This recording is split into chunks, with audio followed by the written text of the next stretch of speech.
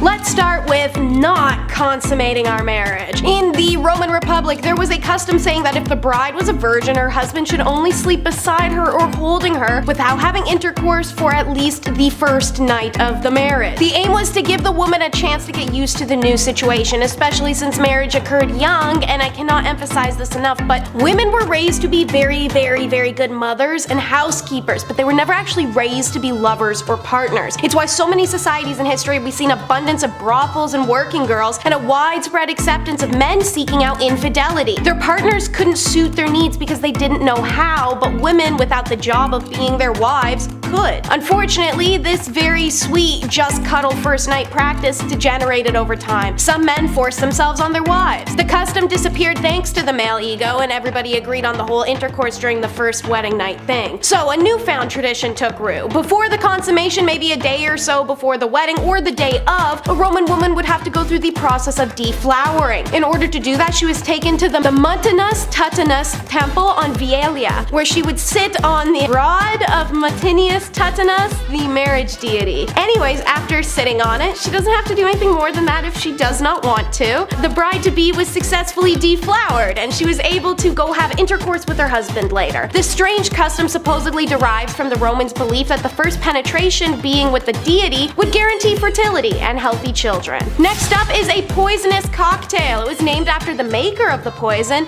Mithridates the Great, whose father had been smoked by poisoned food at a banquet. Between that and the plots his mom and bro devised against him, Mithridates began a long process of gradually administering himself incrementally larger doses of all the poisons, toxins, and venoms he could find, in hopes of slowly building up his immunity against them. The blend was known as Mithridatium. Seeing as he lived into his 80s, homeboy may have been onto something, and it seems that other Roman leaders agree with me with that. The story goes that assuming that he was now invulnerable to all threats, the young king became belligerent and power drunk, and in 88 BC launched an ultimately flawed campaign against the entirety of the Roman Empire, and it turned into a war that lasted 25 years. Mithridates eventually loses and flees to the Armenian countryside with one of his guards. Knowing that if the Romans found him alive, his kingdom would fall, Mithridates reportedly attempts to poison himself, but he's immune. Instead, he's forced to demand his guards stab him to death. In an attempt to ensure that he could not be killed by poison, Mithridates had apparently guaranteed himself a bloody and violent death instead. Naturally, Roman emperors got a hold of this poison mix and followed suit in his path. But that's not all they're willing to consume. Next is piss for everything.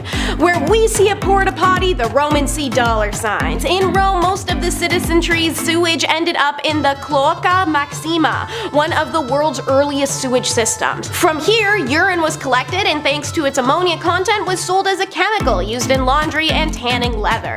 Aside of Rome itself, full-ons, Roman dry cleaners, would visit the toilets and collect urine as well. Pause. How did they separate the urine from the feces? Was there certain toilets for certain ones and pipes that kept them separate? Or was it all one chute and they strained out the solid matter? In which case that would be a lot more than just pee in that liquid. But let's not go down that rabbit hole that I don't want to think about. Urine became such a big business that Emperor Vespasian, who ruled from 69 to 79 AD, began taxing it. When his son Titus complained of the disgusting way his father was making coin, Vespasian told his son to smell a gold coin. Then he asked him if it stank. When his son replied that it didn't, the emperor replied, "Yet it comes from urine." Oh, call that dirty money? You just got owned, son. Even Emperor Nero passed the urine tax, which everyone had to pay if they want to use a public bathroom. So what else are they using it for? Mouthwash for whitening your teeth, growing juicy fruits like pomegranates and citrus, washing their togas, curing diseased animals, fertilizing lands, tanning leather, or their own skin.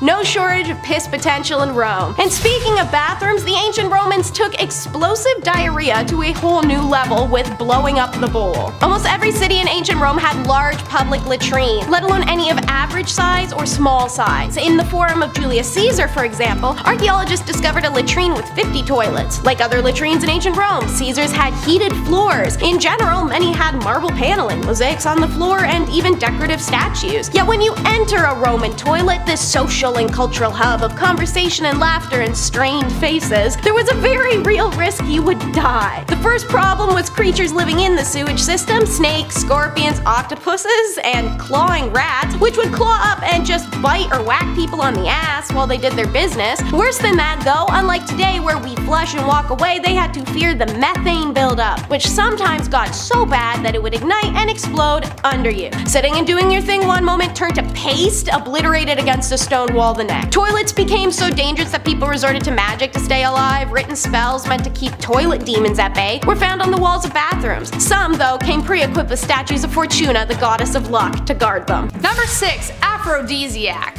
The fanaticism around gladiator warriors was like the fanfare around the Beatles, the Stones, and Justin Bieber, like all around, all combined. You might even argue that they were some of the very first celebrities, and that was mostly due to their sex appeal. They were sex bombs. Ooh, beefy men. Yeah. Roman women believed that even their sweat was an aphrodisiac, like Old Spice deodorant. The gladiators won massive fame and even had their own action figures, as children would make their clay dolls emanating their favorites. Their image would be placed on walls in public spaces and even endorsed products. Women wore hair jewelry dipped in gladiator blood or mixed their sweat into hair cream or cosmetics. To have a dream about one was said to foretell a fortunate marriage. There was even graffiti in Pompeii that depicted one fighter who would catch women in his nets at night, like a sexy boogeyman. Ooh.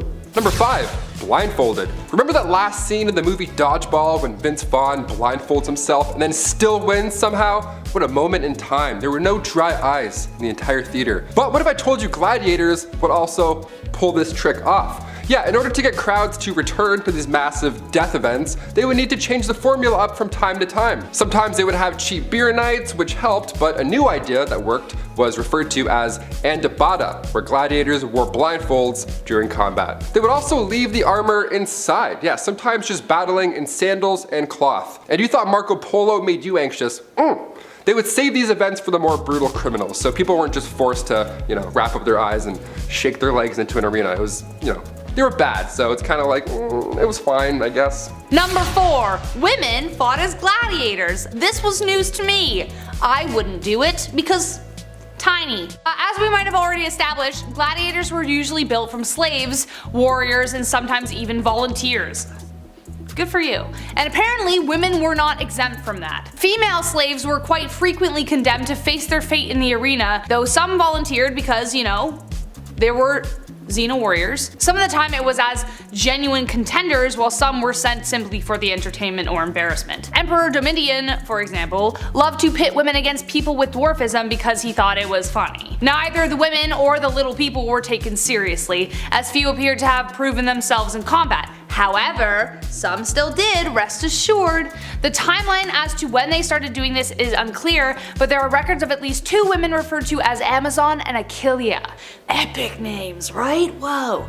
They are depicted on a marble relief dating back to the 2nd century AD, and it says that they fought in an honorable draw. Women also joined in the animal hunts, but by 200 AD their participation ended when Emperor Septimus Severus banned them in the games. Damn you, Severus Snape!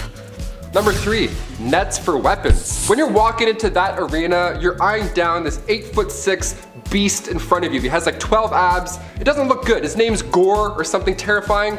You're gonna want a Nerf bat or 2. You're gonna want a weapon. Now, weapons in the Colosseum were a necessity, of course, but can you believe some gladiators would use nets to fight? Nets.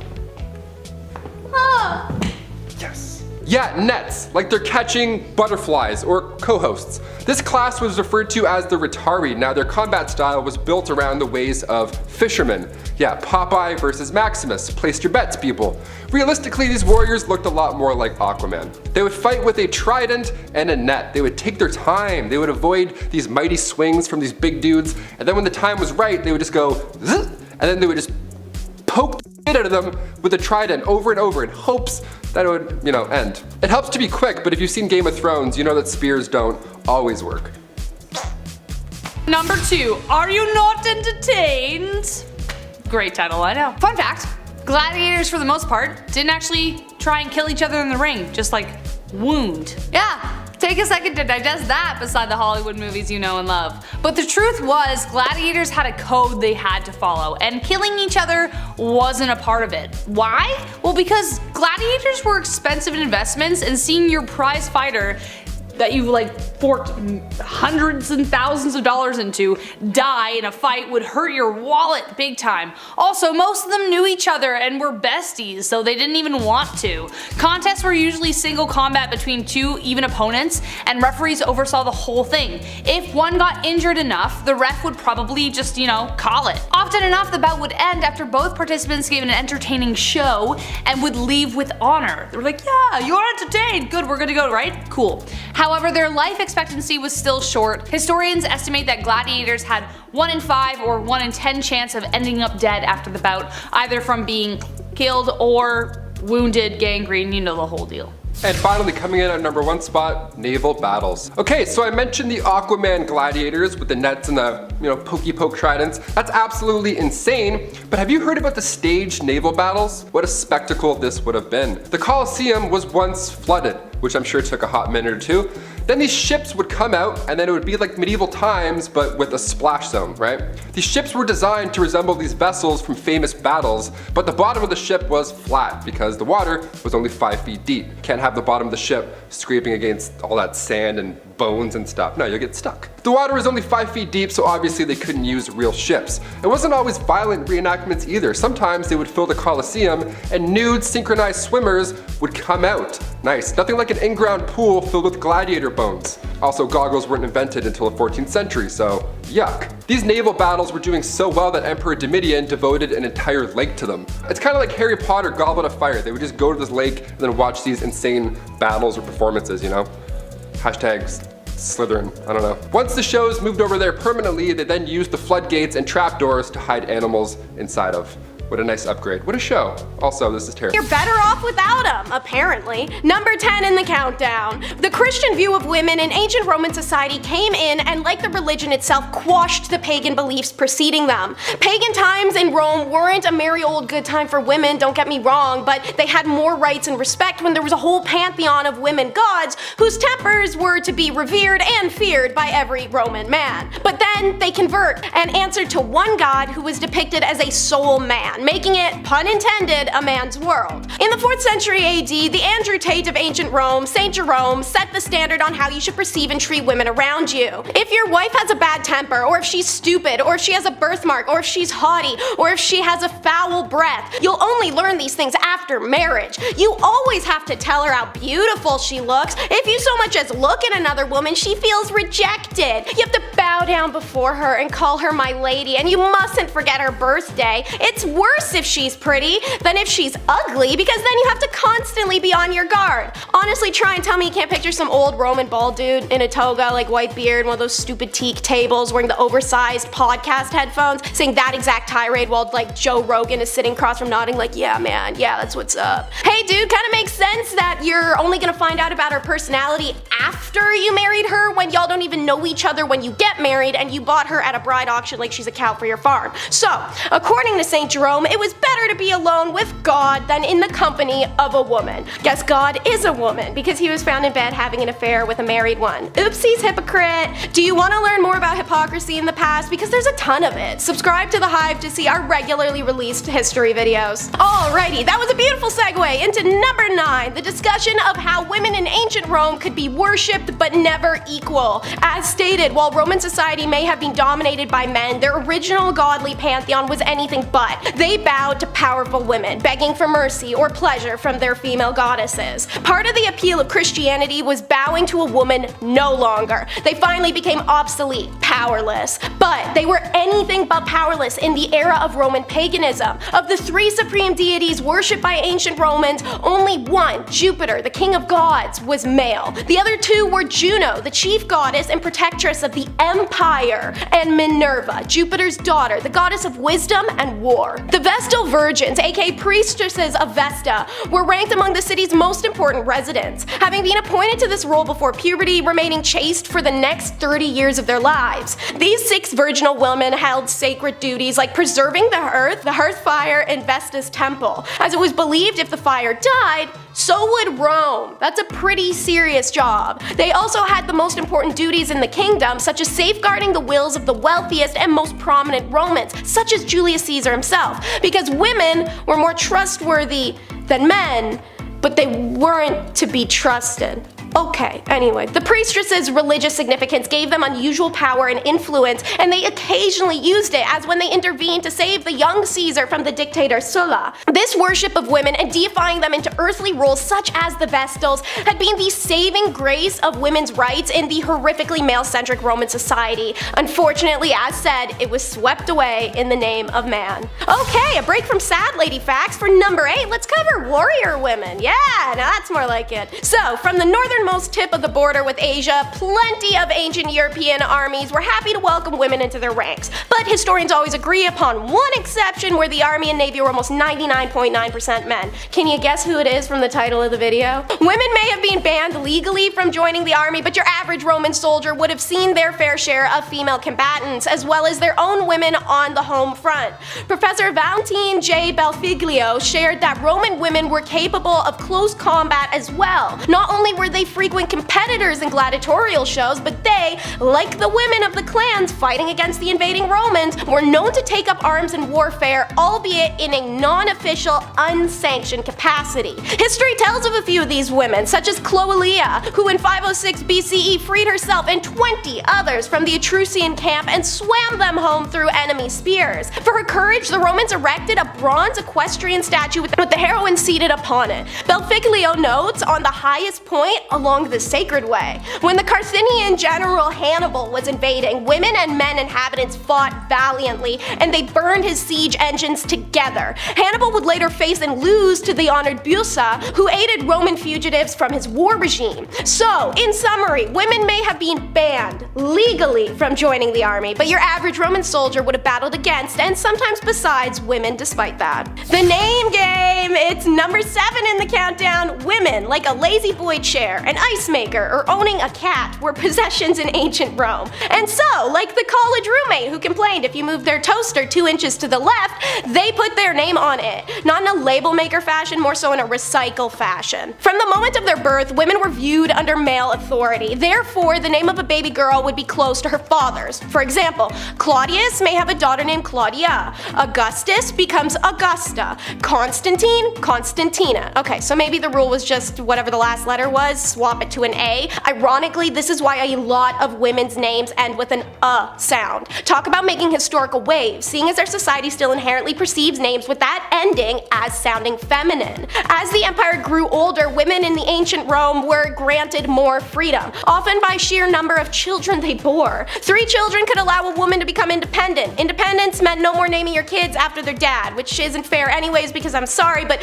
who carried this kid for 12 months and then had to push it out? Thus, daughters started being named after goddesses, their mothers, their aunts, and plants. Number 6, foundation. Okay, everyone loves Rome. Who doesn't? You got your legions, you got your colosseums, you got your aqueducts. Oh, it's a big deal. As it turns out, the Romans were good at building stuff. Most impressive, honestly, was their roads. I know that's not as cool as the buildings, but trust me, anyone who actually knows architecture in the comments is gonna quietly nod their head and agree with me, and so yeah, he's right, actually, yeah. Roman roads last 2,000 years. Toronto is still waiting for the Edmonton Crosstown. That's a local inside joke, but trust me, it'll slap. Where the hell is that thing? Come on. The point I'm getting at is Romans built a lot of great stuff, and it could not have been so without the efforts of the many slaves who built their roads, tended their farms, and did just about everything. Honestly, it was built on the whole thing. Number 5, collars. Collars were made for animals, dogs, cattle. No one likes wearing them. Well, maybe except a certain anthropomorphic community, that is. You know what I'm talking about. Sadly though, Roman slaves did wear collars, similar to dog tags in the military. It's a form of identification, and you know that said person is a slave, which in case you didn't know was super uncool. Anyone who says otherwise is just off, or if I had to take a guess, they're the same people who would choose to side with Caesar's Legion in Fallout New Vegas. You know gosh darn well that the NCR is the right choice, and or also leading the Las Vegas Strip by yourself. I mean, come on, who doesn't want to be the CEO of 3 luxurious casinos in the Mojave Wasteland? But I digress. The collars are naughty. They're bad. Don't do that. Especially the explosive ones. I don't like it. Number 4, currency. There's something that just tickles my fancy when thinking about Roman gold coins. Maybe it's my inner historian, or maybe it's because my persona is Wario. Wario likes gold. Can't blame you. However, the Roman denarius is not what we're talking about right now. I'm talking about the ancients' other favorite currency, flesh and bone. Unfortunately for the slaves of Rome, they were traded, bought, and sold like an item, or used as a currency. When you build a whole society around such a horrible thing, this just kind of makes sense. It adds up. To make bad things even worse, sometimes when Rome was expanding or the Gauls got a little too close to Rome and some borders were being exchanged, it often meant that some slaves would change hands too. And by that, I mean they were taken and put to work for another boss that was probably less nice to them since they didn't come from the same area. Boy, history sure is mean sometimes, I tell you, that history, oh boy! Number 3, the bathhouse. I didn't think this was going to be a secret to anyone, but the slaves weren't just working in the fields or putting up some arches that last longer than most marriages. No, some poor folks had the duty of polishing pearls, smoking the salami, waxing the carrot, and finger fishing for clams. I think you get my point. Yes, the oldest profession in the world, however, it wasn't exactly a profession in this case, more like it had to be done or there would be consequences. Eek. For me, brothels might sound great on paper, but when you're laying down in the doctor's office and he's trying to scrape barnacles off your piece of deal, well, I can't say I didn't warn you. Number 2, gladiators.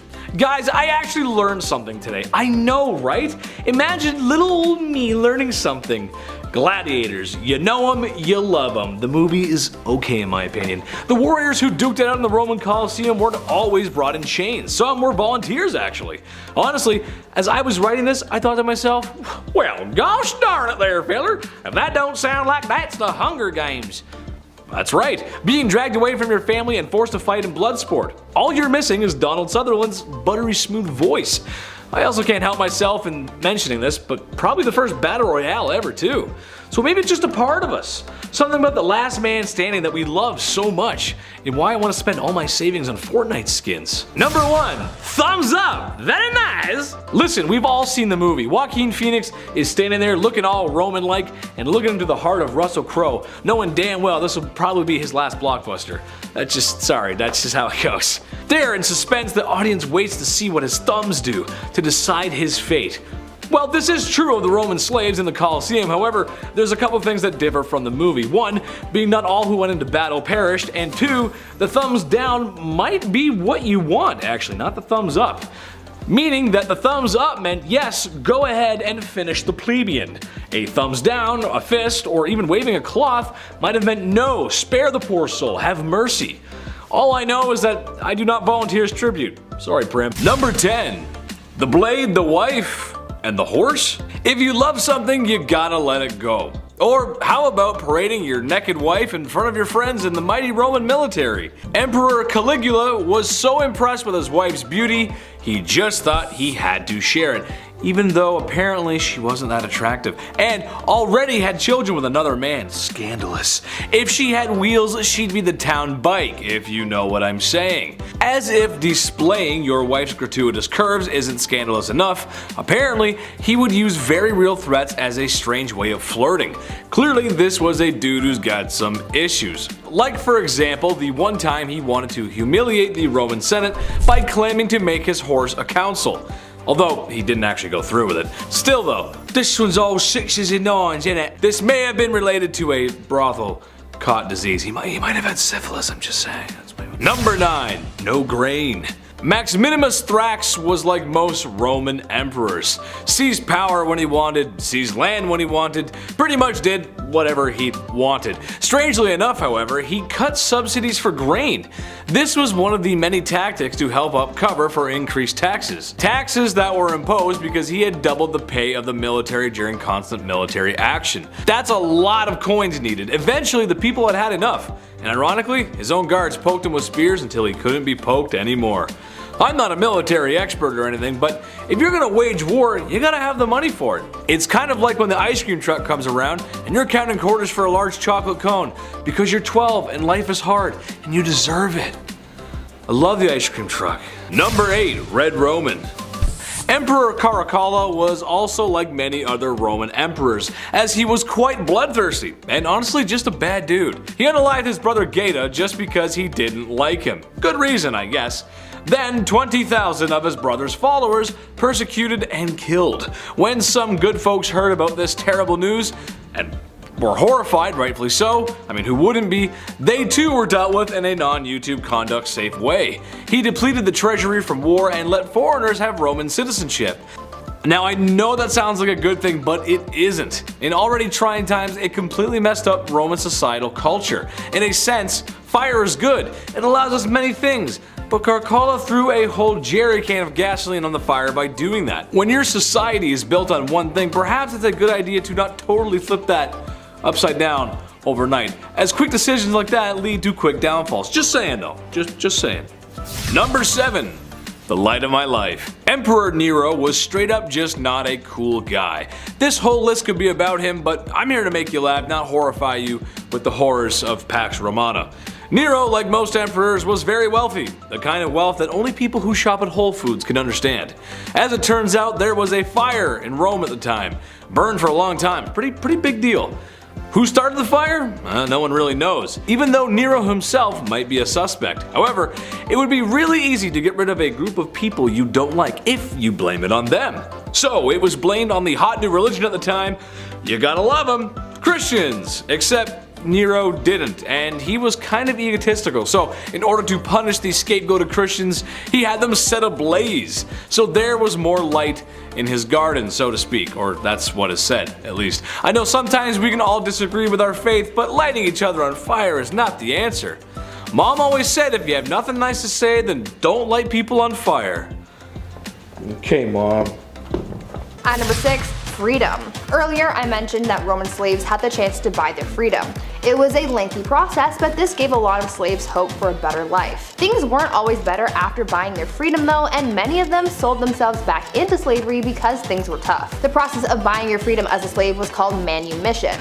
This could be achieved in a number of ways. Slave master could grant their slave freedom as a reward for their service and loyalty. The slave could pay their master a sum of money to be freed, or sometimes a slave master could just find it convenient to let their slave go. Most slave masters who chose that last option to free their slave for their own benefit were merchants who needed someone to be able to sign contracts on their behalf, and since slaves weren't allowed to represent their masters from a legal standpoint, they would be freed, but would still work for their master. You also had to be over the age of 30 to buy your freedom, so if you were lucky to live that long, then there was hope of being freed, but with the average life expectancy in ancient Rome being about 28 years or so, and with the living conditions of many slaves, they would be lucky to get that opportunity. At number 5, demand. In ancient Rome, there was an incredibly high demand for slaves, but since there were so many slaves in Rome, there was always work for them. Oftentimes, people sold themselves or their children into slavery in order to pay off their debts, so when it came to being bought, that came pretty easy. Other than public office, slaves were used for almost every activity in ancient Rome. The most common slave trade was mining because workers were always in demand, mostly due to the high level of danger that came with the job,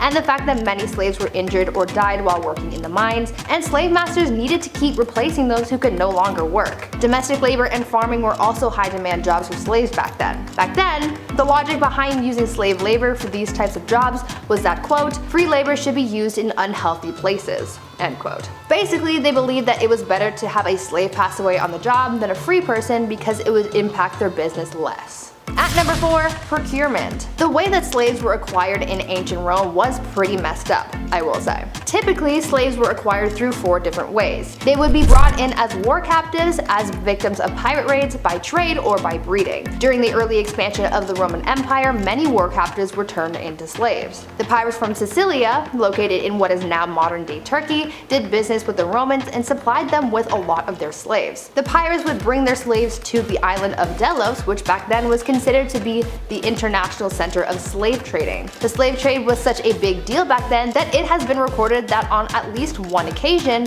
10,000 people were traded as slaves and shipped back to Italy in one day. This was a big business opportunity for a lot of people, but of course no one ever considered the lives of the people they were buying and selling. At number 3, fugitives. As you can imagine, life as a slave in ancient Rome, or at any period of time, wasn't easy. Living conditions were poor, it was dangerous, and no one should ever be treated like that or used for free labor. Many slaves have been known to escape, and obviously the same went for those in ancient Rome. Slaves running away from their masters was a common thing back then, and to deal with it, slave owners would hire professional slave catchers to hunt hunt down, capture, and return the escaped slave back to their owner. For slave owners who wanted to take matters into their own hands, they would advertise rewards for those who could return their slaves, or they would just try and locate their slave themselves. Some slave owners had ways of preventing their slaves from getting away, like using collars with instructions on where to return the escaped slave, much like a dog collar, which is just dehumanizing.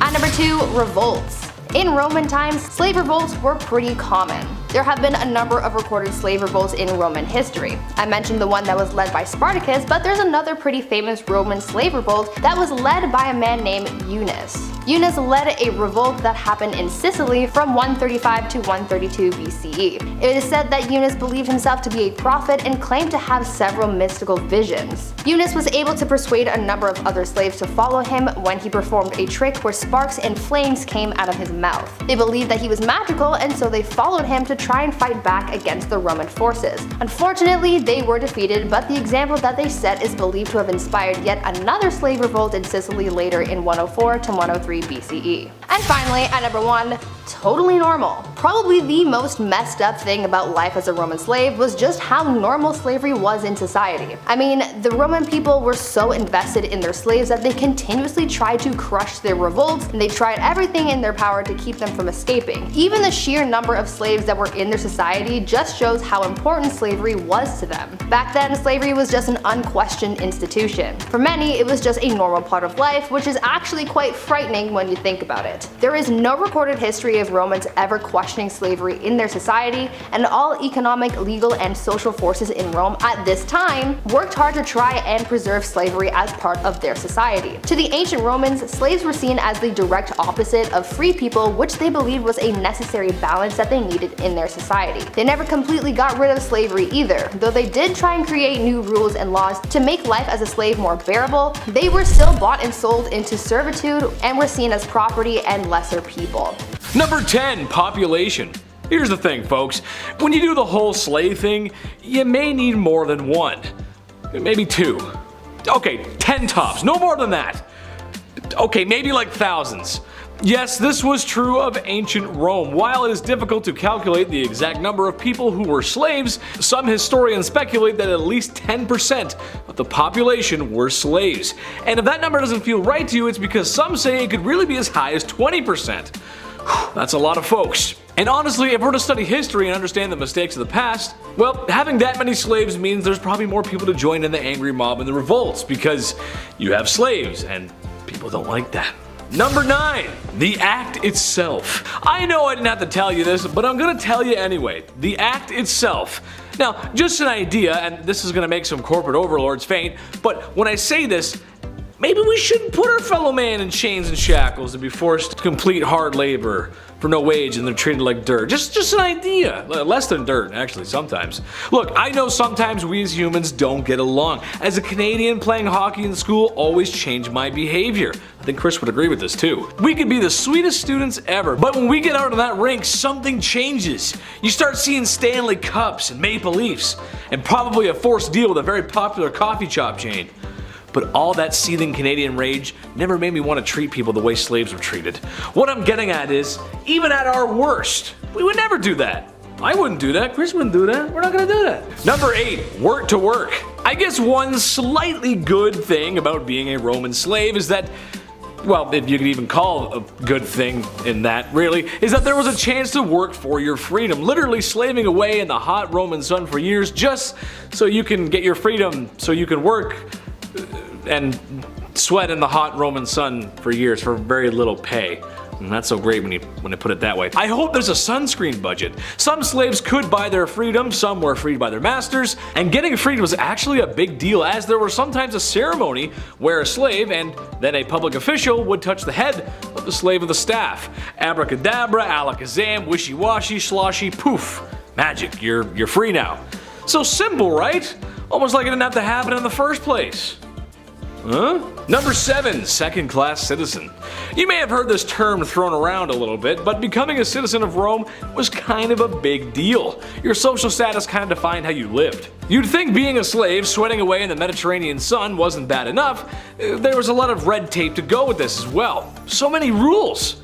When freeing slaves, no more than 100 at a time could be freed. Okay, but I have a few issues with that. If your house has 100 slaves, you probably ain't gonna give up 100 in the first place. Now the rule says under no circumstances can you free 100 slaves at one time. Okay, what if you break it up? Say you do 50 at a time. What if you do 99 slaves and leave one until later? What if you release one at 11:59 and then the rest at midnight? What if some of the slaves are missing limbs from hard labor and only count as half? Let's say you release 99 and one half slaves at 11:59 and the last half at midnight. You see what I'm saying? There's too many rules. I can't deal with that, man. Too many rules. No. And many of these good luck charms were the Ficinius. Pant snake, elusive sausage, a Jimmy, a Peter. You get my point. These bad boys, big, small, uncut, or cut, were seen everywhere. Hung in doorways, made into sun catchers or wind chimes, candles, jewelry. Just about anywhere the Romans could slap a peewee, they did it, and they believed it to ward off evil spirits and the evil eye. Obviously, they didn't share our modern skittishness towards the male member, let alone nudity. It was fairly common to see the everyday Roman man walk around with a copper dong on his necklace, seeing as they were believed to prevent harm from coming to people who wore them. Good luck peni were also drawn on safe places to keep travelers safe. Sharp curves and rickety bridges in Rome often had dongs drawn on them to grant good luck to every passerby. The volcanic eruption that buried Pompeii left it wonderfully preserved for archaeologists, who when they got their first look at it, found things that were so obscene they hid them from the public view for over 100 years. Pompeii was filled with art that was so filthy, it was like a physicalized prehistoric Brazzers.com. To this day, you can walk through Pompeii and see a sight that Romans would have enjoyed every day. Dinglings carved into the road, with the tips sometimes emitting a droplet, pointing the way to the nearest brothel. In ancient Rome, it wasn't your everyday Italian cuisine, it was more like boiled bird and brains.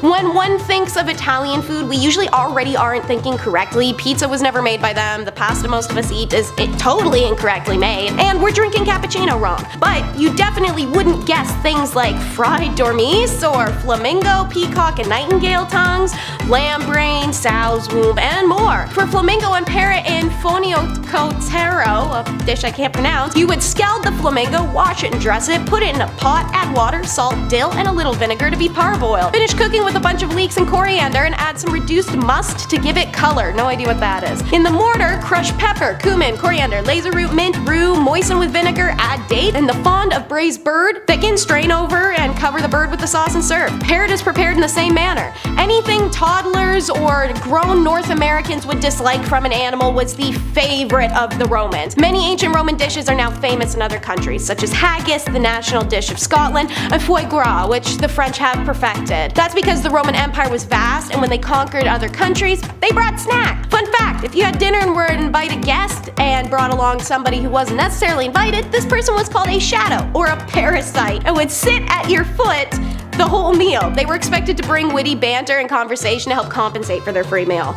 On the topic of weird eats, how about a celebrity diet? Gladiators, godly men of battle arena who were revered in the heat and ignored in the streets. But no matter how lowly the status, something about that battler's blood was desirable. Several Roman authors report people gathering the blood of dead gladiators and selling it as medicine. Strangely, some Roman physicians actually report that this treatment worked. They claim to have seen people who drank human blood recover from their epileptic fits, and that was just the civilized approach. Others would pull out the gladiators' livers and eat them raw right there in the arena after he dropped. When gladiator combat was outlawed in 400 AD, people kept the treatment going by drinking the blood of decapitated prisoners. So while the gladiators who lost became medicine for epileptics, the winners became aphrodisiac. In Roman times, soap was hard to come by, so athletes cleaned themselves by covering their bodies in oil and scraping the dead skin cells off with a tool called strigil. I'll teach you more about that. Usually the dead skin cells were just discarded, but not if you're a gladiator. Their skin and sweat scrapings were often put in a bottle and sold. Often, this was worked into facial creams that women would then rub all over themselves, hoping the dead skin cells of a gladiator would make them irresistible to men. And there's no way I wasn't going to talk about it on its own, scraping off the layers. The grooming habits of ancient Romans were a strange mix of activities that we might recognize from our modern lives, and routines that are completely foreign to us. For example, this tool called a strigil, which resembles more of a horse's hoof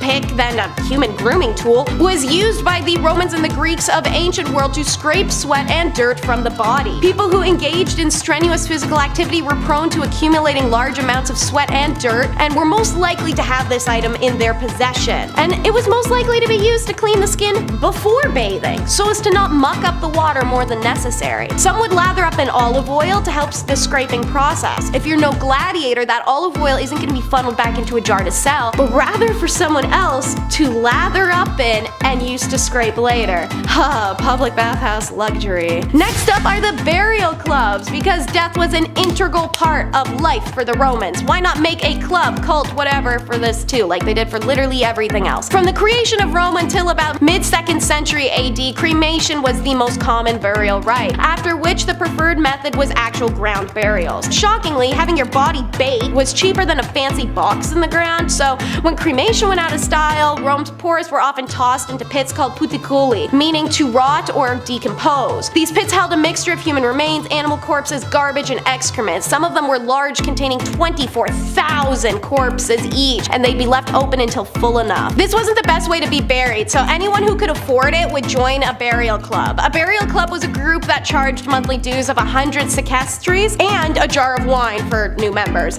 And when one of the members died, you would all pool the club's money together to bury that member. Some of these clubs had mixed membership of serfs, unfreed, and freed people. If someone took their own life, however, it was considered a forfeit right to a funeral. In addition to burying any dead members, the other main activity of the club was to hold a series of feasts every other month to honor their dead. Some of the dues were used to fund those feasts, and each one, several members, were responsible for providing a certain minimum amount of food for the sad potluck. Imagine that. Thea, I know you're still mourning Patroclus, but don't forget it's your week to bring in potluck figs and olive salad. Seriously.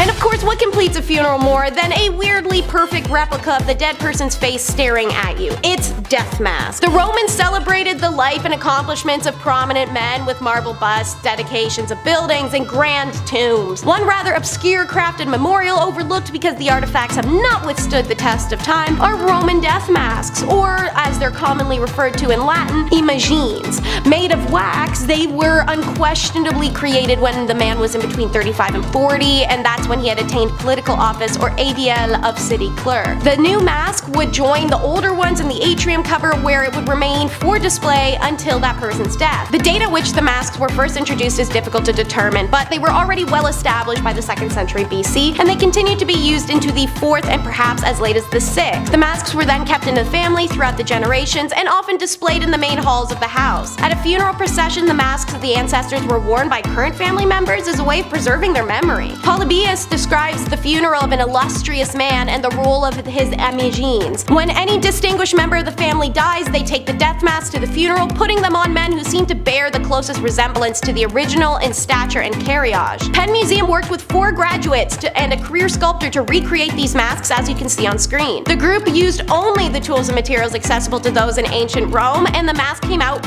really well. So quite literally, like the opening scene in the campy Paris 2004's House of Wax, the Romans were making wax faces. Number 10.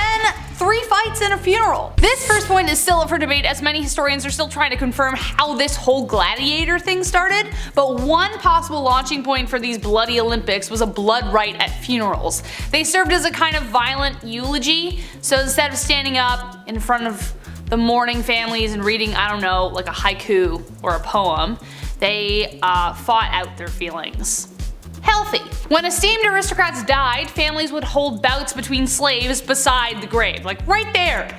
Front row seat for the corpse. This was to demonstrate the virtues that were demonstrated by the dead in life. This presentation of blood in battle also could have stood in for human sacrifice. As you can guess, the tradition would gather quite the crowd and eventually evolved into the epic gladiator battles we know today. Julius Caesar, for instance, organized a massive gladiator fight between hundreds of warriors to honor the death of his father. By the end of the 1st century BC, the gladiator games were state-funded and much larger. Number 9. No heckling. When the Colosseum was built in 80 AD, about 50 to 80,000 fans of Roman combat, they would pour in. The energy was high. This was their only source of entertainment, really. They weren't watching The Witcher Season 2 back then, so they had to do this. So some fans would get so into the action that they of course would heckle. Well, just like a comedy show, they too can hear you heckle. You're throwing off their entire performance, and that's a no-go. Today, a 21-year-old usher will politely ask you to keep it down, but in Roman Colosseum days, you don't get a warning. One of Rome's more violent emperors, Domitian, was pretty die-hard when it came to the Colosseum and the games. So much so that one day, a guy in the crowd heckled a gladiator, probably talked smack about his oiled up abs, or, smile. That's always a fun one, we hear that a lot. So Domitian had him pulled from the audience to the center of the arena where a group of aggressive dogs finished him off. How terrifying is that? No heckling, ever, even now, stop. Hey Taylor! Yeah? Stop!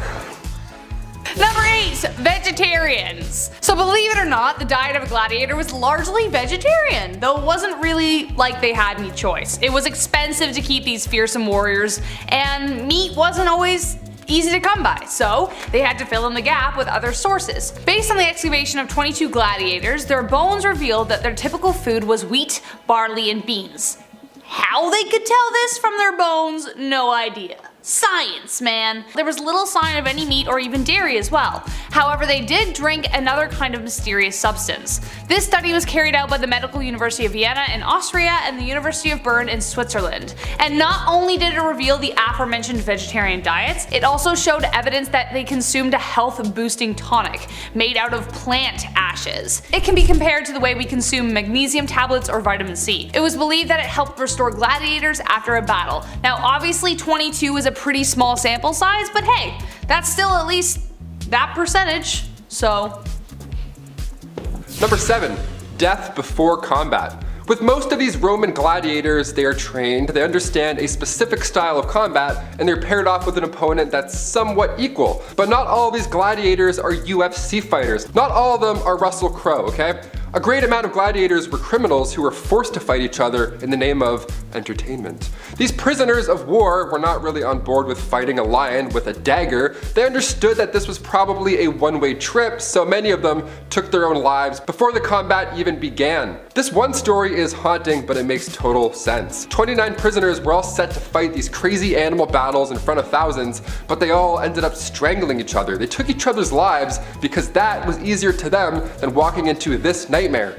That's horrible. The reason this was an easier choice to make was because saying no would lead to an even more painful and still public execution. Number 6, new hair, new me.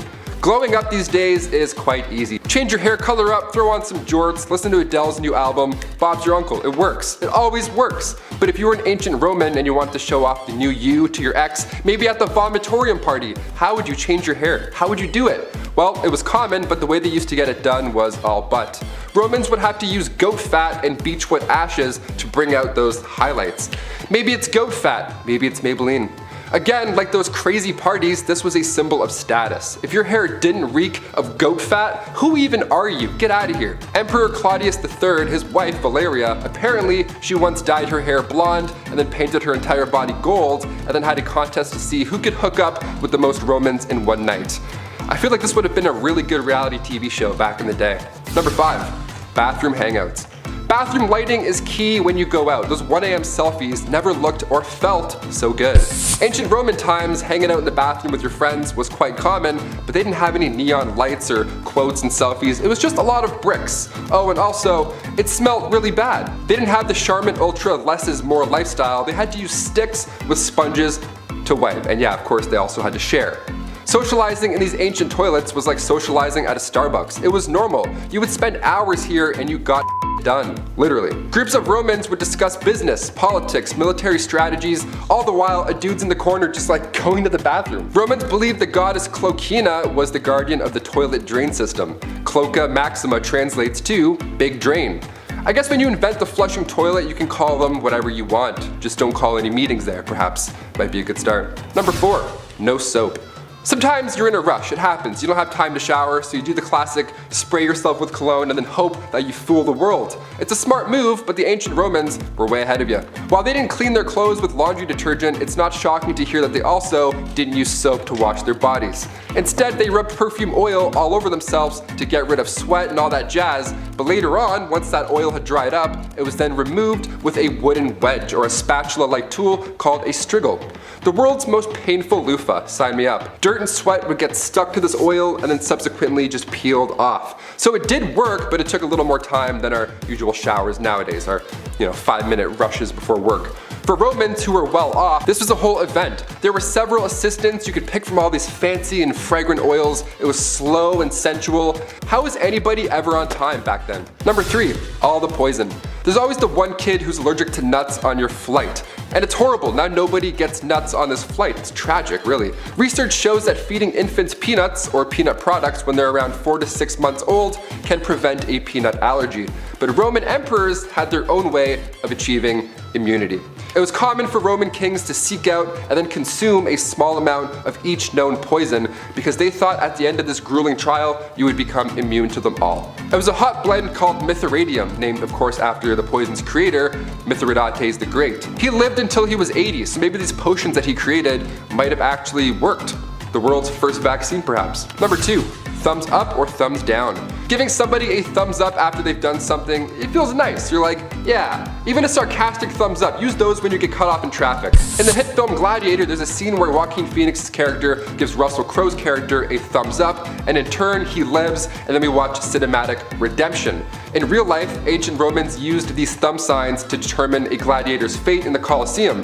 It was referred to as pollice verso. It's the Latin term for a turned thumb. The crowd would vote if a gladiator should die or not, which is also insane. It's like America's Got Talent, but like insane. While it's nice to receive a thumbs up after doing something today, if you got a thumbs up or even a thumbs down, it meant your days of living have come to an end.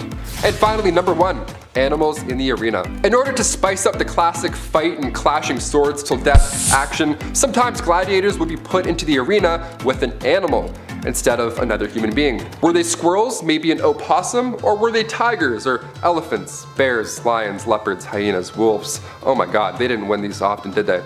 Animals were very expensive, so they weren't used all the time, but the organizers of the battle would go all out for the fights if they did include them. Like Logan Paul vs. Mayweather, it's a big social event.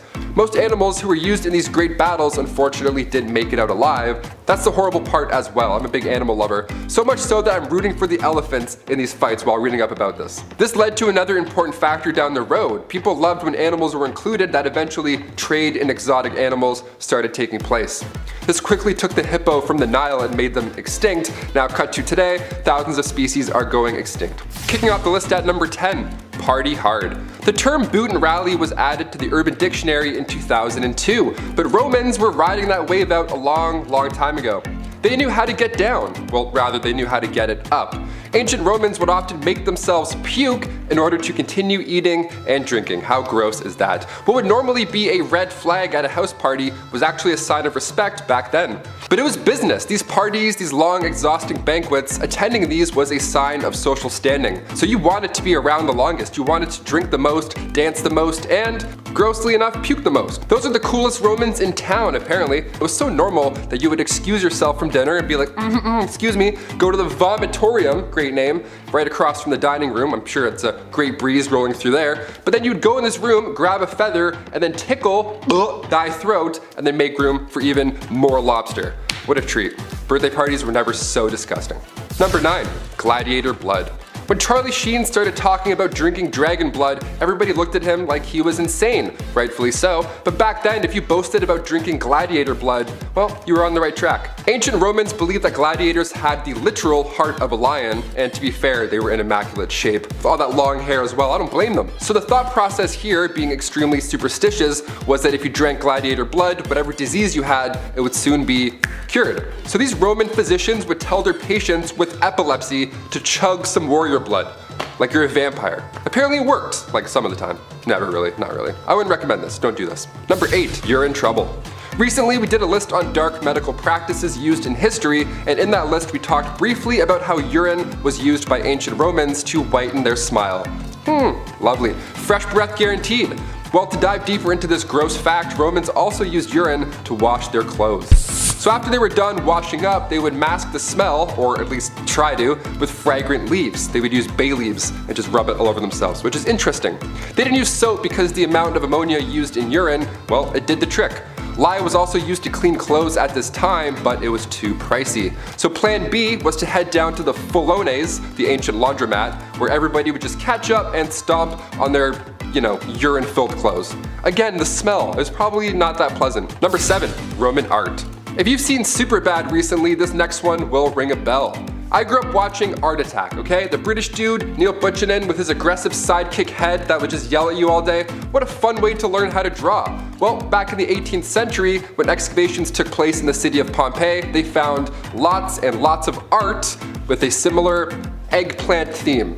I'm trying not to say what I really want to say here, people. Genitals carved everywhere. Carved, I said, not just like, drawn in Sharpie. Carved in the streets, carved in the walls. Just under a street sign, you'll see one of these. Just popping out at you. Hello. Just generations of genitals. Rich history, folks. The phalluses of Pompeii. Imagine tripping over one of these. You do that thing where you look back to see what you almost rolled your ankle on. Imagine looking back and seeing that in the ground. I'd be like, okay, we're just gonna keep walking. Many tour guides like to say that they all point and lead to a brothel, when in reality these were actually just for good luck. They didn't really have a purpose other than good fortune. These symbols were to ward off the evil eye. Most folk kept these outside their front homes. Right next to the mailbox. That's great. It's a good spot to put it. Number 6, not so Hercules. Commodus was like many other emperors in thinking that he was very close to the gods. But Commodus thought he was a Greek god, and reincarnated Hercules to be exact. So much so that he would often take up a role as a gladiator, which a lot of Romans thought was scandalous as a leader. A leader shouldn't be dealing with the barbarians at our gates and other lands that were persecuting and invading and taking over, rather than performing in blood sports. It was thought that this was below the office of the emperor. Rumors began to stir that because of his love for the arena, he may not be the royal bloodline claimed to be. When in the arena, his adversaries always surrendered, so he always won. In return, he wouldn't kill them, to be fair, just scarred them, as it was seen to be a good thing to be bested by the emperor and then to leave with a mark. Sure, we'll go with that. Apparently, they also brought animals in for him to slaughter in the arena for entertainment. Eventually, people had enough of him wasting time and money playing gladiator games, and he was strangled by his coach. Oh, hey coach, I'm ready for the next match. How you doing? Hey, why are you looking at me like that, man? What's wrong? And what's that rope for? Number 5, last best hope. Romulus Augustulus was the last emperor of the Western Roman Empire. History gets kind of crazy after this point, but let's be real, what's more scandalous than being the last ruler of your empire? Could he have saved it? Would the world have looked different if he did? Truth be told, not a lot of records survived his reign, so we don't really know. Perhaps it's because he didn't have much time to write things down. Or maybe because he was still a minor when he inherited the failing Roman Empire. Or really, it was because Rome's worst nightmare had come true. The barbarians at the gates had taken over Rome. The German barbarian general Odoacer took over and claimed himself to be the king of Italy, which ushered in the end of the Great Western Roman Empire. Talk about scandal. Number 4, excess, excess, excess. Emperor Elagabalus is what I think of when I think of a Roman emperor. Someone who is pampered in a time where most people don't have access to really anything easily. Eating grapes off the vine, bottles of wine, and your servants are looking fine. Alright, alright, alright. His life of decadence was also matched with the classic level of unaliving those who oppose you, or rather groups that you feel need to be persecuted. Even more scandalous than that is the question of his sexuality. Oh. While being debated by historians today, there are rumors that the decadent emperor may have been having a relationship with his male chariot driver. There's also rumors of the emperor wearing women's clothes. Very scandalous indeed, oh handsome emperor. Number 3, Senate Purge. I am the Senate, said Tiberius, knowing that he had a really cool name. While not the worst emperor on this list, he did purge the Senate in times of political unrest, just like everyone's favorite space emperor and one of my worst impressions. He wasn't a popular choice for the job, as he really only came to power through a series of misfortunes. All of this leads to a lackluster leader who, when he retired to an island off the coast of Italy, rewarded his mediocre work with some stuff to do with younger people that I just can't say on YouTube. Apparently, he became a heavy drinker and got himself involved in all kinds of vices. It is speculated that Emperor Caligula was a child on this island and may have witnessed this debauchery. It's speculated that this may have influenced his acts of sin, and honestly not sure what to call, as these guys are, I don't know what you call this, these guys are all messed up, man, I don't know, they're just crazy. Number 2, no holidays. Septimus Severus sounds like a brothel-related disease in the Harry Potter universe. But actually, he was a traditional guy. He liked things Roman and wanted to keep it that way. So, when the Jewish and Christian faith made their way to Rome, he wasn't a happy guy. So he had them persecuted. The only thing saving these people from a short Roman sword was if they worshipped the emperor and the emperor gods as well. For some reason, that made him a little more forgiving. However, considering he wasn't the only emperor to feel this way, I would think again before decorating a Christmas tree or lighting a menorah in Rome. Of course, I'm only making humor of what probably was an awful time for those religious factions. We like to romanticize Rome, but she's not all perfect. Number 1. Eye for an eye. Empress Irene of the Eastern Roman Empire may have been a woman, but was just as ruthless and bloodthirsty as her male counterparts. While a lot of people probably had an issue with her leading as a woman, I'd like to hope more people today have a problem with her politics and how she came to power. A little unaliving here, cozying up over there, playing the game until she got what she wanted. And there was this one time that she wasn't too happy with her son's politics, and it was likely he was going to have her power removed, so he needed to go on a timeout. She had some guards gouge his eyes out, which mortally wounded him. No big deal or anything. I guess there was no timeout corner back then. I went to Rome to the chief's palace. He bestowed upon me this wisdom after learning about Irene. That ain't it. At number 10, population.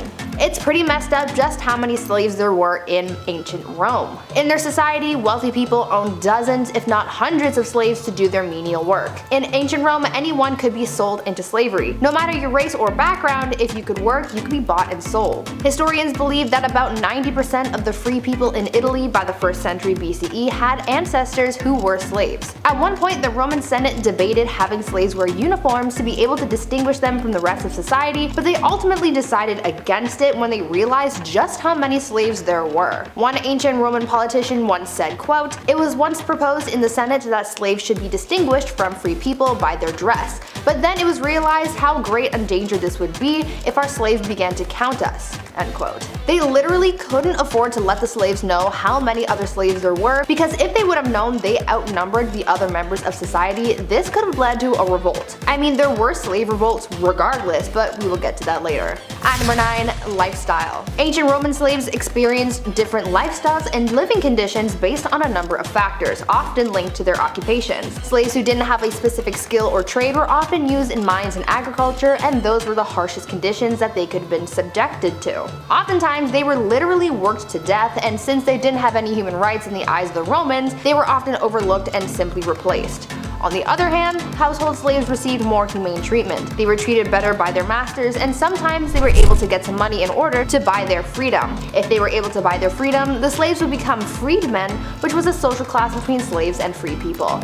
Before we continue discussing the hard lives of slaves in ancient Rome, make sure you guys smash that thumbs up button if you're thoroughly entertained so far, and maybe even consider subscribing to the channel to see more videos like this one. At number 8, Spartacus. At one point, a group of Roman slaves revolted, and though they eventually lost their battle, they survived a pretty long time thanks to one famous slave named Spartacus. Spartacus was a slave who escaped a gladiatorial training camp and recruited thousands of other slaves to fight for their freedom alongside him. For the slaves, Spartacus was their symbol of hope and their leader. This slave army was able to defy Roman authorities for 2 years with freedom in their sights, but unfortunately those dreams were crushed when Roman general Crassus crushed Spartacus and his army. After Spartacus was killed, the authorities came for the rest of the slaves in the army, and they were severely punished. 6,000 slaves who took part in the revolt were crucified, and this was almost a warning to the other slaves against trying to revolt again. Spartacus became a legend, but it wasn't enough to free the Roman slaves. At number 7, ownership. In ancient Rome, slavery and slave ownership was such a common practice that pretty much everyone owned slaves, regardless of social status. Even some of the poorest Roman citizens would own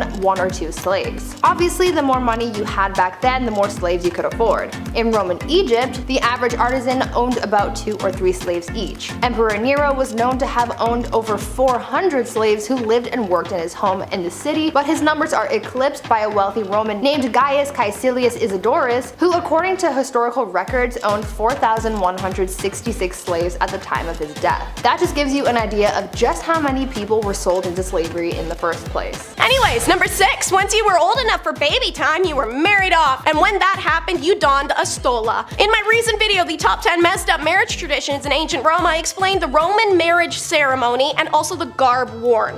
The flamium was an egg yolk yellow veil worn by brides that they would lift from their face and hair in preparations for vows, to instead fall down on their shoulders and biceps. This placement of the veil signifies her donning the stola. The stola was a type of long overlay. Sometimes it was in the form of a dress itself, but oftentimes it was an additional soft and light drape of material. It was worn by married and respectable women and was also associated with modesty. For those who could afford it, a stola with decorations around its neckline was available. This trim could be patterns, embroidery, beads, and motifs. When initially introduced, the stola was a preserve for the upper-class patrician women in the early Republic.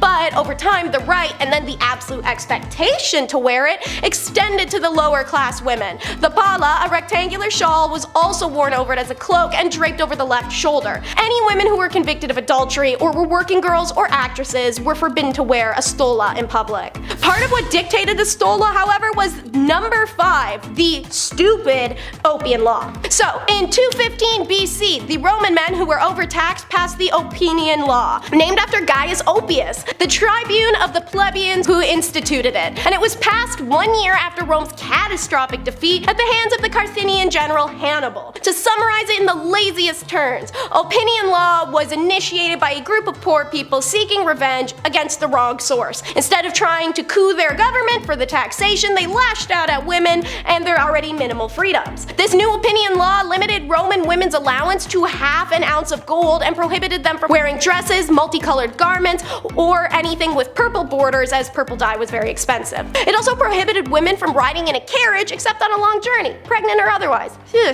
20 years after it's imposed, Marcus Fundanius and Lucius Valerius, the tribunes of the people, brought a motion to repeal the Oppian Law. Noblemen came forward hoping to persuade or dissuade them. A crowd of both supporters and opponents filled the Capitoline Hill. The matrons and maids of Rome, whom neither council, shame, husband, and father's orders could keep them at home, proceeded to blockade every street in the city and every entrance to the forum. As the men opposed and came down to the forum, the women tried to reason with them to let them too have back the luxuries they'd enjoyed before. The Republic was thriving, and that everyone's private wealth has increased with every day. When the speeches for and against the law had been made, even more women poured into the public the next day when the vote was to be cast. Together, they besieged the door of the Brutuses, who were vetoing the decision to repeal the law, and they didn't stop until the tribunes changed their minds. The women of Rome, as a collective, forced the men to repeal their biased law. Number 4 is a bit of a strange one. It's what's best. Wealthy Roman women didn't believe in breastfeeding their own children. Instead, they handed them over to a wet nurse,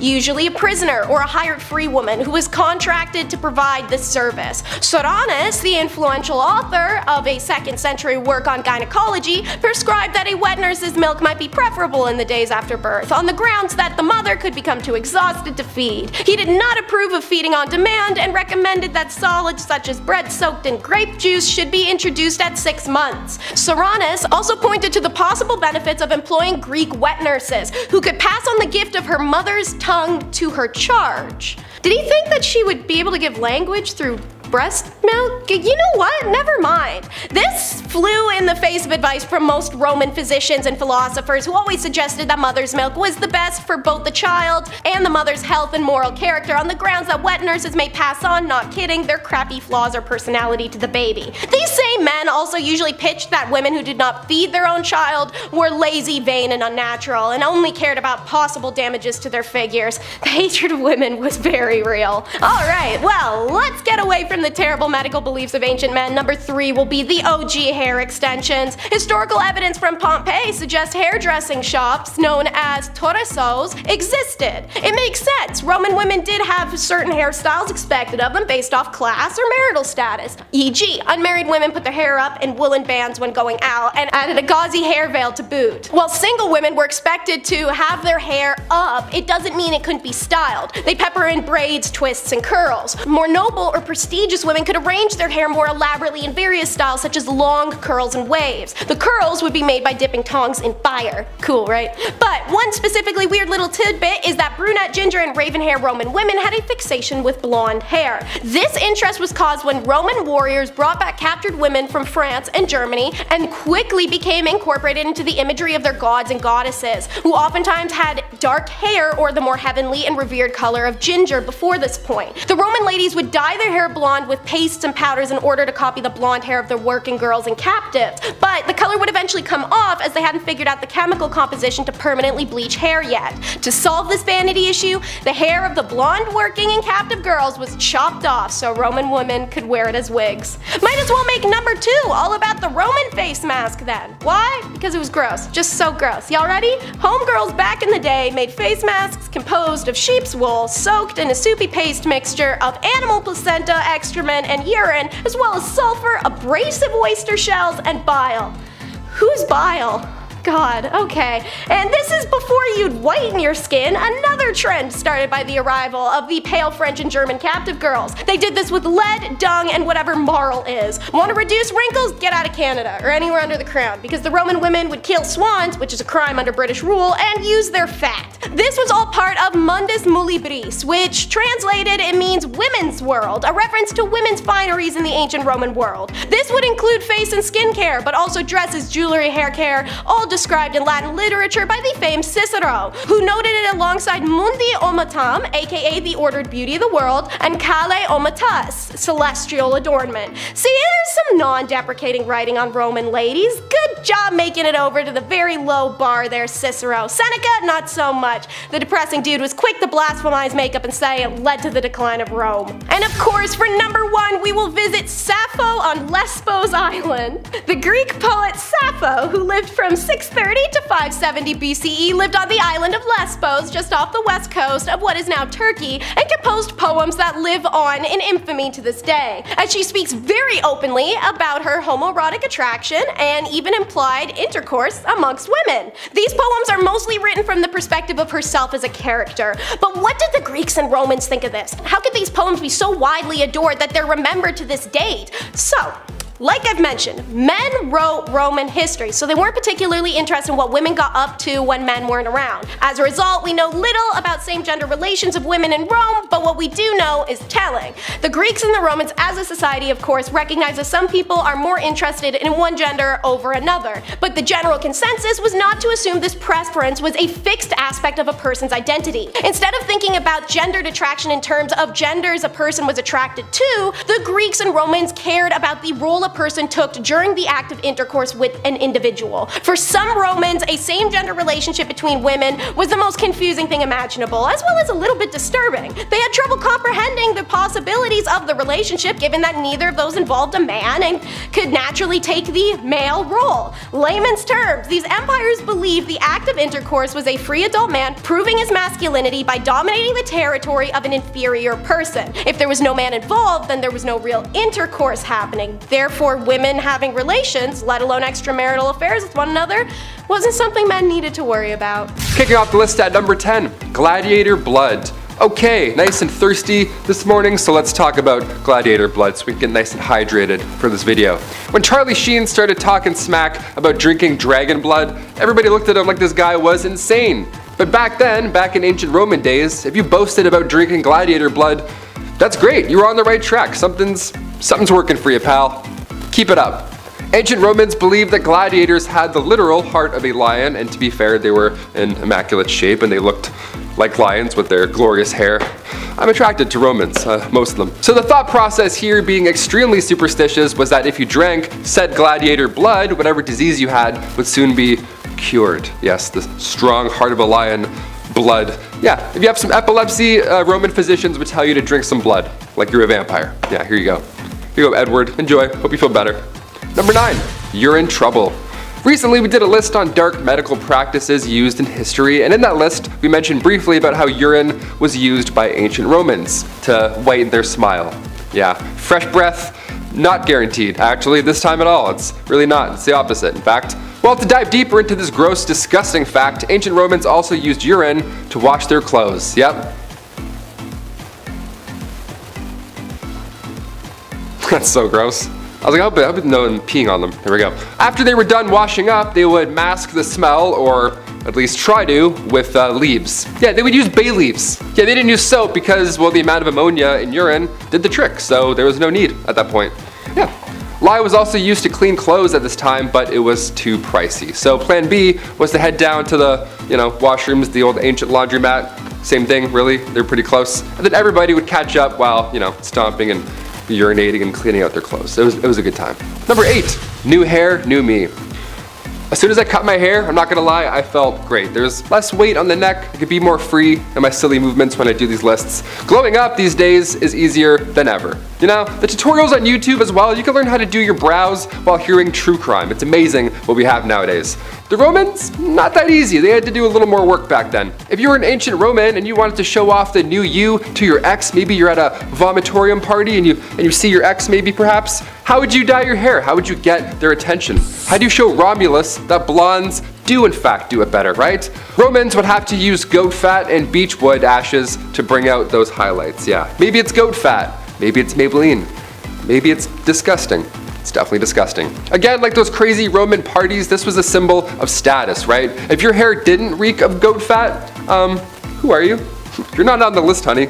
Goat fat or bust. I don't speak broke. See ya. Emperor Claudius, his third wife, Valeria, apparently she once dyed her hair blonde and painted her entire body gold, and then had a contest to see who could hook up with the most Romans in one night.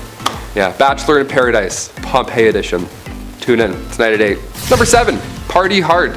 The term boot and rally was added to the Urban Dictionary back in 2002, pretty recent, but Romans, they were doing that a long time ago. They were riding that wave out a long time ago. They were ahead of the game. They knew how to get down. All those ancient parties, well, rather, they knew how to get it back up. Ancient Romans would often make themselves throw up in order to continue eating and drinking because it was a social status. Yeah, what would normally be a red flag at a house party was a sign of respect back then. But it was business. These parties were literally business meetings. These long, exhausting banquets, attending these was a sign of social standing. So you wanted to be around the longest. You wanted to drink the most. You wanted to dance the most. And you wanted to, ideally, puke the most. Those are the coolest Romans in town, right? You ever see a Roman gagging? He's getting some stuff done in the city. He's like, excuse me. The solution back then was to throw it up and then continue. So you can, excuse yourself from dinner, go to the vomitorium, right across from the dining room. How convenient. Must be a nice breeze rolling through there, I'm sure. But then you would go to this room, grab a feather, and then tickle, dye throat, and then make room for even more lobster. Yeah, they have a thing that holds feathers. So you just go in and go, a blue one. And then you shove it down your mouth, and then put it back in. After you dry it off first, you gotta put it back in. Number 6, Locusta the Poisoner. Nero, you little rascal, you. Emperor Nero was known as one of the worst of the worst, and he was also known for having a few people, be lifed. What better way to do that than with poison? The chemist Locusta was the one who became his poison expert, but she's also kind of unfairly known as the world's first serial delifer because of that. Kind of unfairly because it could be completely true. We just have no idea. We know from historians at the time that Nero and even his mother liked Locusta so much that he actually helped set her up with a school dedicated to creating new poisons and all kinds of research surrounding poison. But we don't actually have any of that research. There is no proof of any of it. But she was executed by the guy who took on Nero's job after he was gone, and I can't help but think there is a decent reason for that. Maybe because of all the people she poisoned and helped poison? We will never know. Probably. I mean, we could. I don't know. Number 5. Play that lyre to the fire. While we're talking about Nero, he actually has a mystery all of his own. Nero was very famously a fan of music. He would often sing and play instruments, and he was also a fan of being utterly insane. Ending lives and forcing people to party all night, have massive parties, and eat until they puked. So when you hear a rumor that this crazy emperor may have caused the Great Fire of Rome that destroyed a lot of the city on July 18th in the year 64, you might believe it. And you might even believe the rumor that he also played the lyre while the city burned. It just kind of all checks out for how crazy he is, but obviously we have no evidence of that actually happening. Neither of those two rumors can be proven, especially not now, 1,958 years later. What we do know is that the Emperor did benefit quite a bit from the destruction the fire caused. It allowed him to change the aesthetics of the city, persecute thousands of Christians, and introduce new building codes. It also turns out Nero may have been 35 miles away in Antium, but I mean, prove it! You can't. I can't. Number 4. Ham Hill. Ham Hill in England is the location of an archaeological dig by the universities of Cambridge and Cardiff, where we made the crazy discovery of the graves of a lot of people, dating back to the time in history when Romans made their way into England. The part that is so alarming, other than finding a pile of corpses, is that these particular bodies had been stripped of their exterior layers and chopped up. It's gruesome. But oddly, most of the skeletons found here actually belonged to women, and most of which were women in their early 20s. But this wouldn't be a mystery if those were all the facts. We actually don't know what happened here. The obvious answer is some kind of mass life-ending escapade, but why, damn it, why? We don't know. Number 3, Hard Talker. Surprise! You've met the afterlife. Were you a good person? Well, if you weren't, if you were a threat to your community, say in ancient Rome, then it's pretty likely you would have been buried face down. So there, take that. Hold up, they cut out your tongue and put a stone in your mouth? What in the Gaius Octavius Caesarion? What is going on here? That's probably what the team who unearthed the grave of a man from a Northamptonshire site dating back to Roman Britain probably said. They found a man who was buried face down in his grave, missing his tongue with a stone in its place. Pretty odd. Infection in the bones of his jaw show it was removed while he was still alive. And the practice of replacing a missing body part with another object was definitely known to happen in Roman Britain, although it was rather rare. The only thing is we have absolutely no idea what this man had done. Maybe he just really talked too much. Maybe he lost his tongue to something completely unrelated to his delifing, and this stone was just to replace it. We don't actually know, and there is no evidence to tell us. Theories? Number 2. Skulls of London. I'm not really sure how this happens, how it was discovered, or anything, but in 1988, 39 skulls were excavated really close to the Museum of London in London. Those 39 skulls were alarming enough, but the 39 soon expanded into hundreds of skulls. Now, possible theories included that the skulls belonged to executed criminals, gladiators, or even soldiers that had done the Monty Python, run away! Most of the skulls seem to have been from men, and most indicated that they suffered rather brutal offings. Some people think the skulls were dumped in display pits. Some people think they were placed there purposely. To make matters worse, not too far away we also discovered what seems to be an ancient Roman cooking pot with bits of humans in it. All of this creepy stuff was found in an area no bigger than a swimming pool, which makes it very obvious that it was all a part of the same thing. Possibly part of some crazy Roman cult. Maybe it's all just a big coincidence. We don't have the evidence to know. I don't think I could really tell you exactly what in the name of Mark Antony went on here, but I do know that it were not good. Number 1. Mole warfare. Who would have thought chemical warfare would make for a great story? Especially 2,000-year-old ancient chemical warfare. Back in the Roman city of Dura Europus in Syria, a siege took place between the Roman and the Persian forces. During said battle, the Persians dug siege tunnels underneath the walls of the Roman city. The Romans knew and built their own tunnels to cut them off. Problem with tunnels like that is you have absolutely no idea of where exactly the opposing team is going to show up. The Romans ended up building their tunnel higher than the Persians did, so you got like this kind of situation going on. Now, archaeological digs have discovered about 19 Roman soldiers in these tunnels. But it seems that these soldiers were not stabbed to cause their demise, but instead, they seem to have suffocated. Well, how the heck did that happen? According to archaeologist Simon James, he believes that the Persians actually allowed the Romans to dig into their tunnel, and then use the elevated position with a sort of chimney effect to set a mix of bitumen and sulfur on fire and let the fumes do the deed. But, and say it with me, there is absolutely no evidence of this. Yes. Good. You've caught on. Very nice. Number 10. We're making a video about mysteries from ancient Rome, and you think I'm not going to talk about Pompey's own Villa of Mysteries? You're balking, mate, you're balking! The Villa of Mysteries was discovered back in 1909 after being buried at Pompeii. One of the more mysterious finds was a wall fresco that depicts what could be a play or wedding, or maybe an initiation ceremony to an ancient Roman cult known as the Cult of Dionysus. We don't really know anything about what this cult actually did.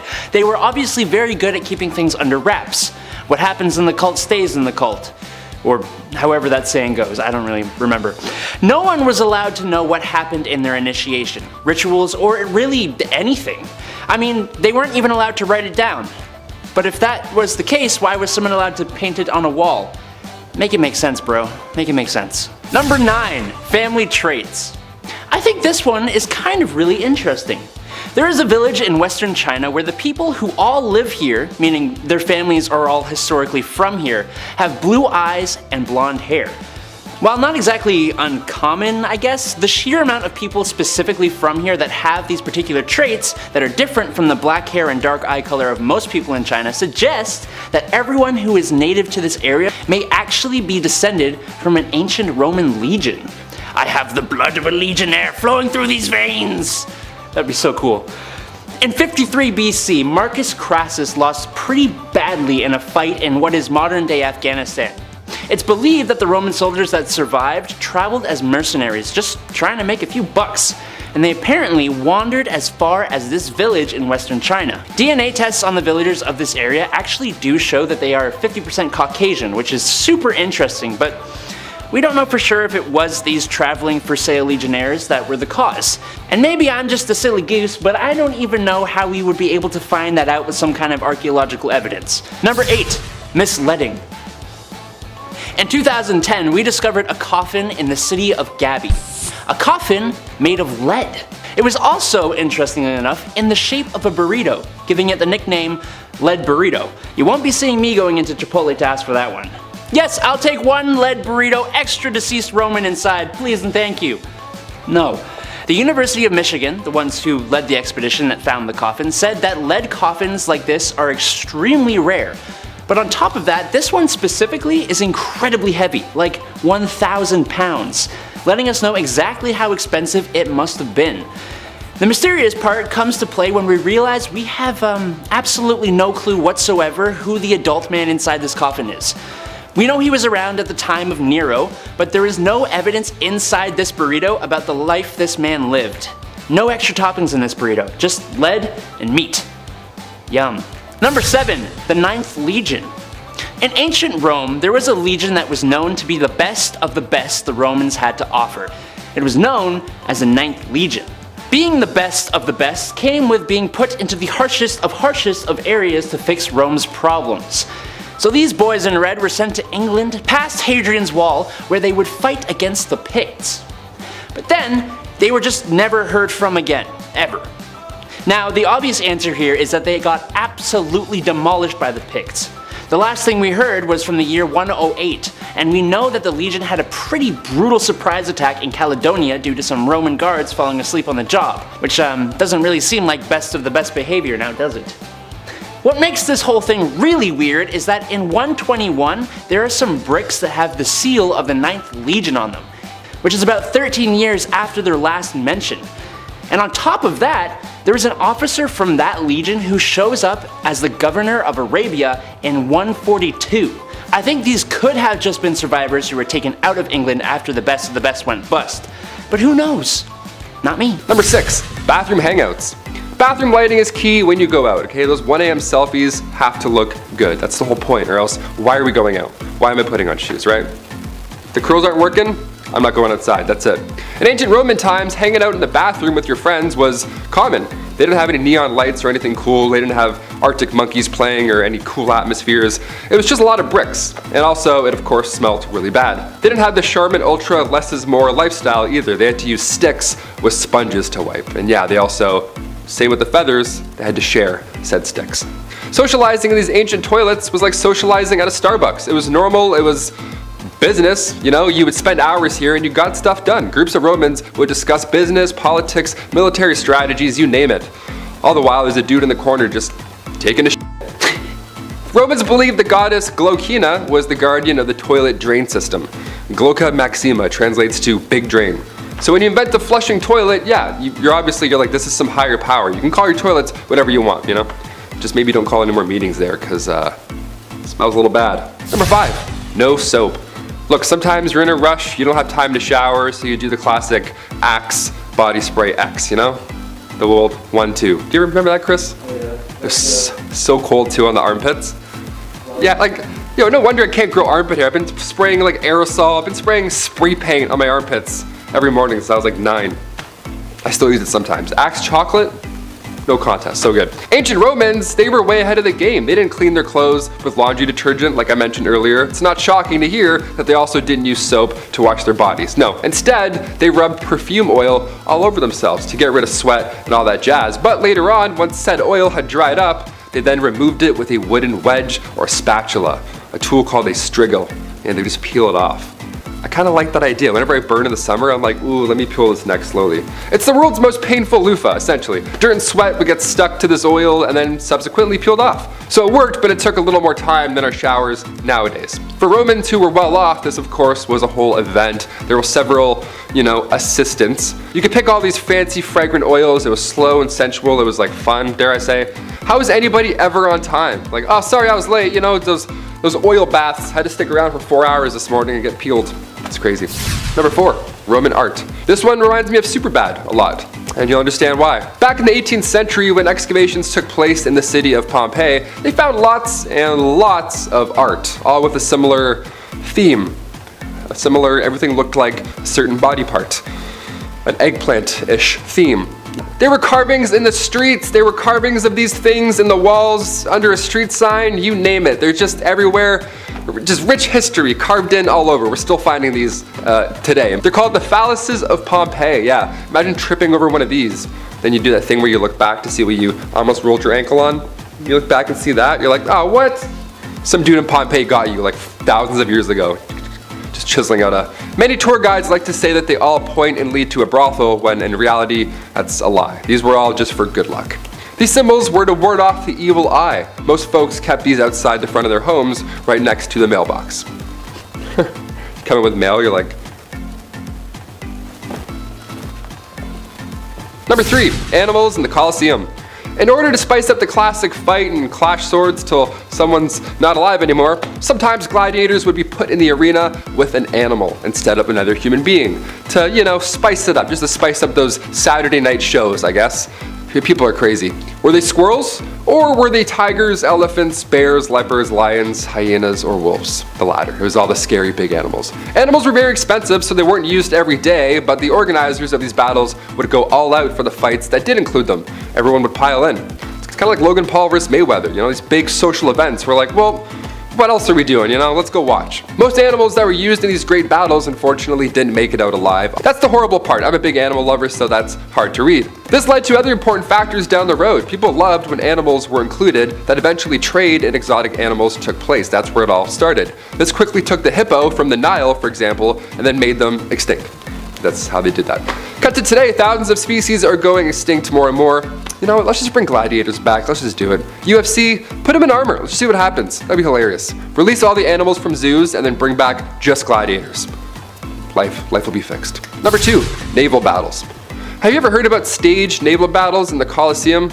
It's a weird spectacle, but it wouldn't have been that crazy. It sounds a lot bigger and more lavish than it really was. The Colosseum was flooded at this point, which I'm sure took a hot minute, and then these ships would come out, and then it would be like medieval times almost, but with a splash zone. A really dirty splash zone. These ships were designed to resemble vessels from famous battles before, but the bottom of the ship was flat, right? These were fake boats, obviously. The water was only 5 feet deep, so obviously they couldn't use, real ships or anything like that. It was all show. It wasn't always violent reenactments either though, as funny as that sounds when you think of the Roman Colosseum. Sometimes they would fill the Colosseum and have nude, synchronized swimmers as a show. Imagine that, imagine traveling the land and then you get there, you're like, oh, let's watch some action, and it's just like ballet, and they're like, oh, this is actually quite nice, I like this a lot. Yeah, also goggles weren't invented until the 14th century, so they had to swim underwater like, ugh, this is so gross, their poor eyes.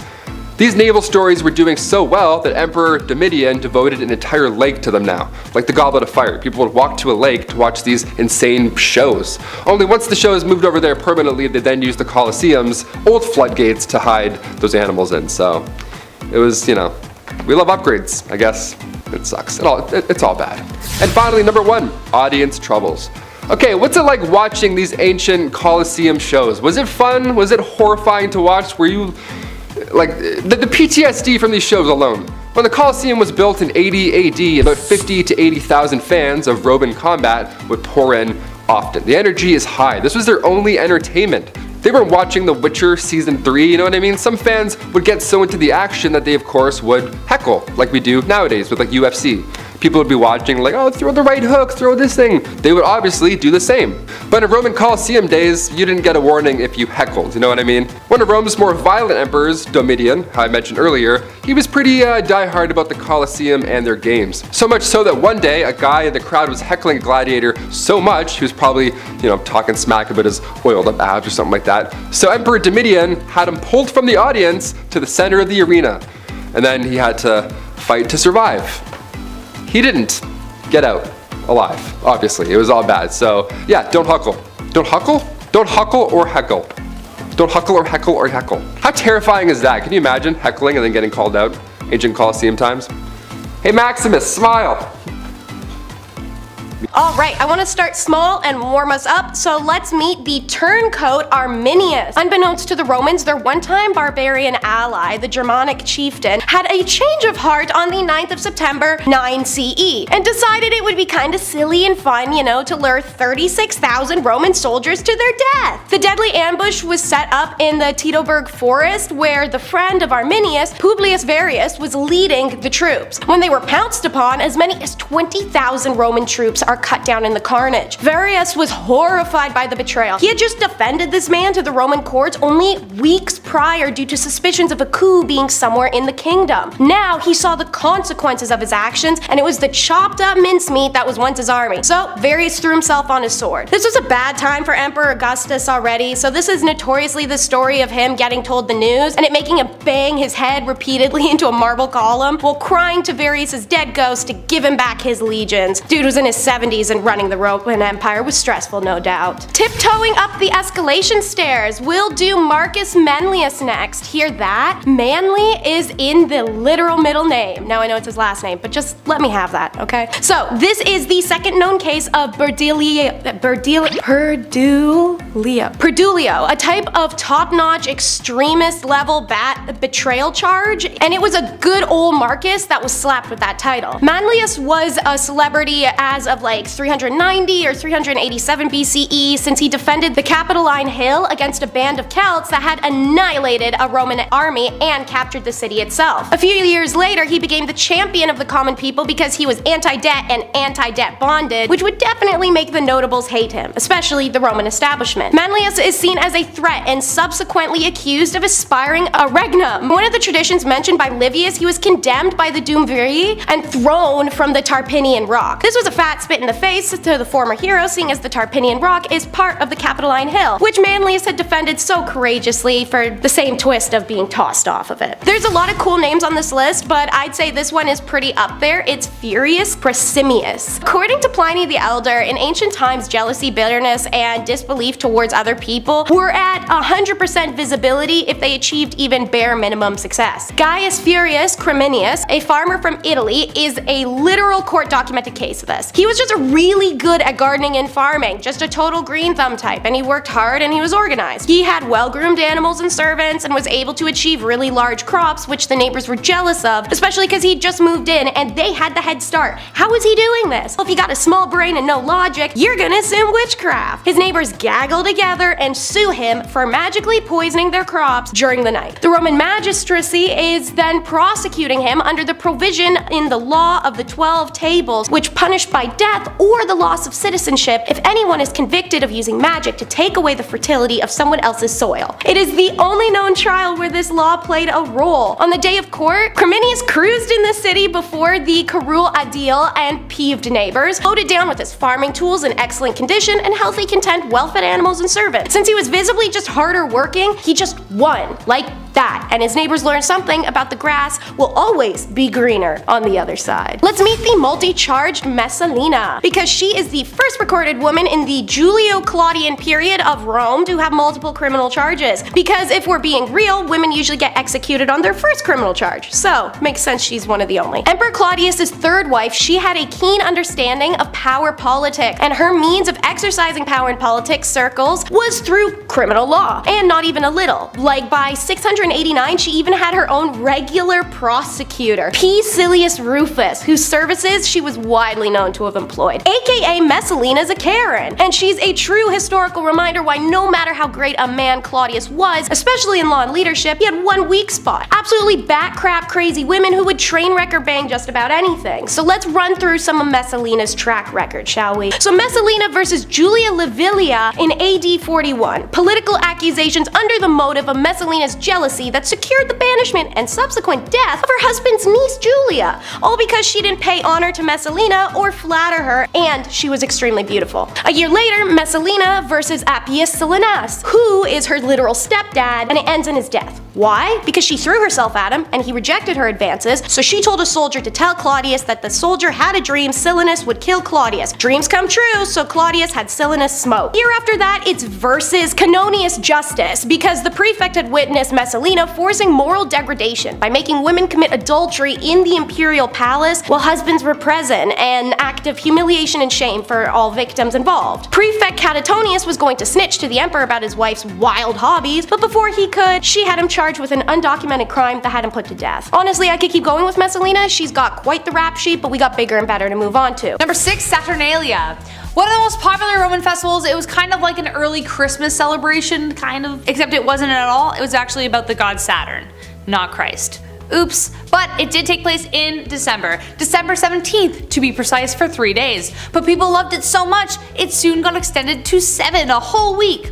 All work and businesses were suspended, so better do your shopping on the 16th. Slaves were even temporarily free to do as they pleased, even moral restrictions were eased. A mock king was chosen, and candles, wax fruit, wax statues were all given as presents. The practice of candle giving was to symbolize the sun returning after the winter solstice.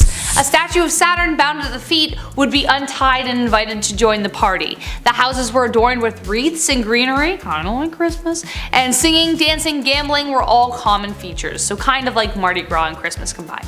Number 5, the Black Banquet. A prank that went down in history. Don't worry, this is nothing like GOT's Red Wedding, thank goodness. Emperor Domitian had a pretty sick sense of humor and decided to host a party about it.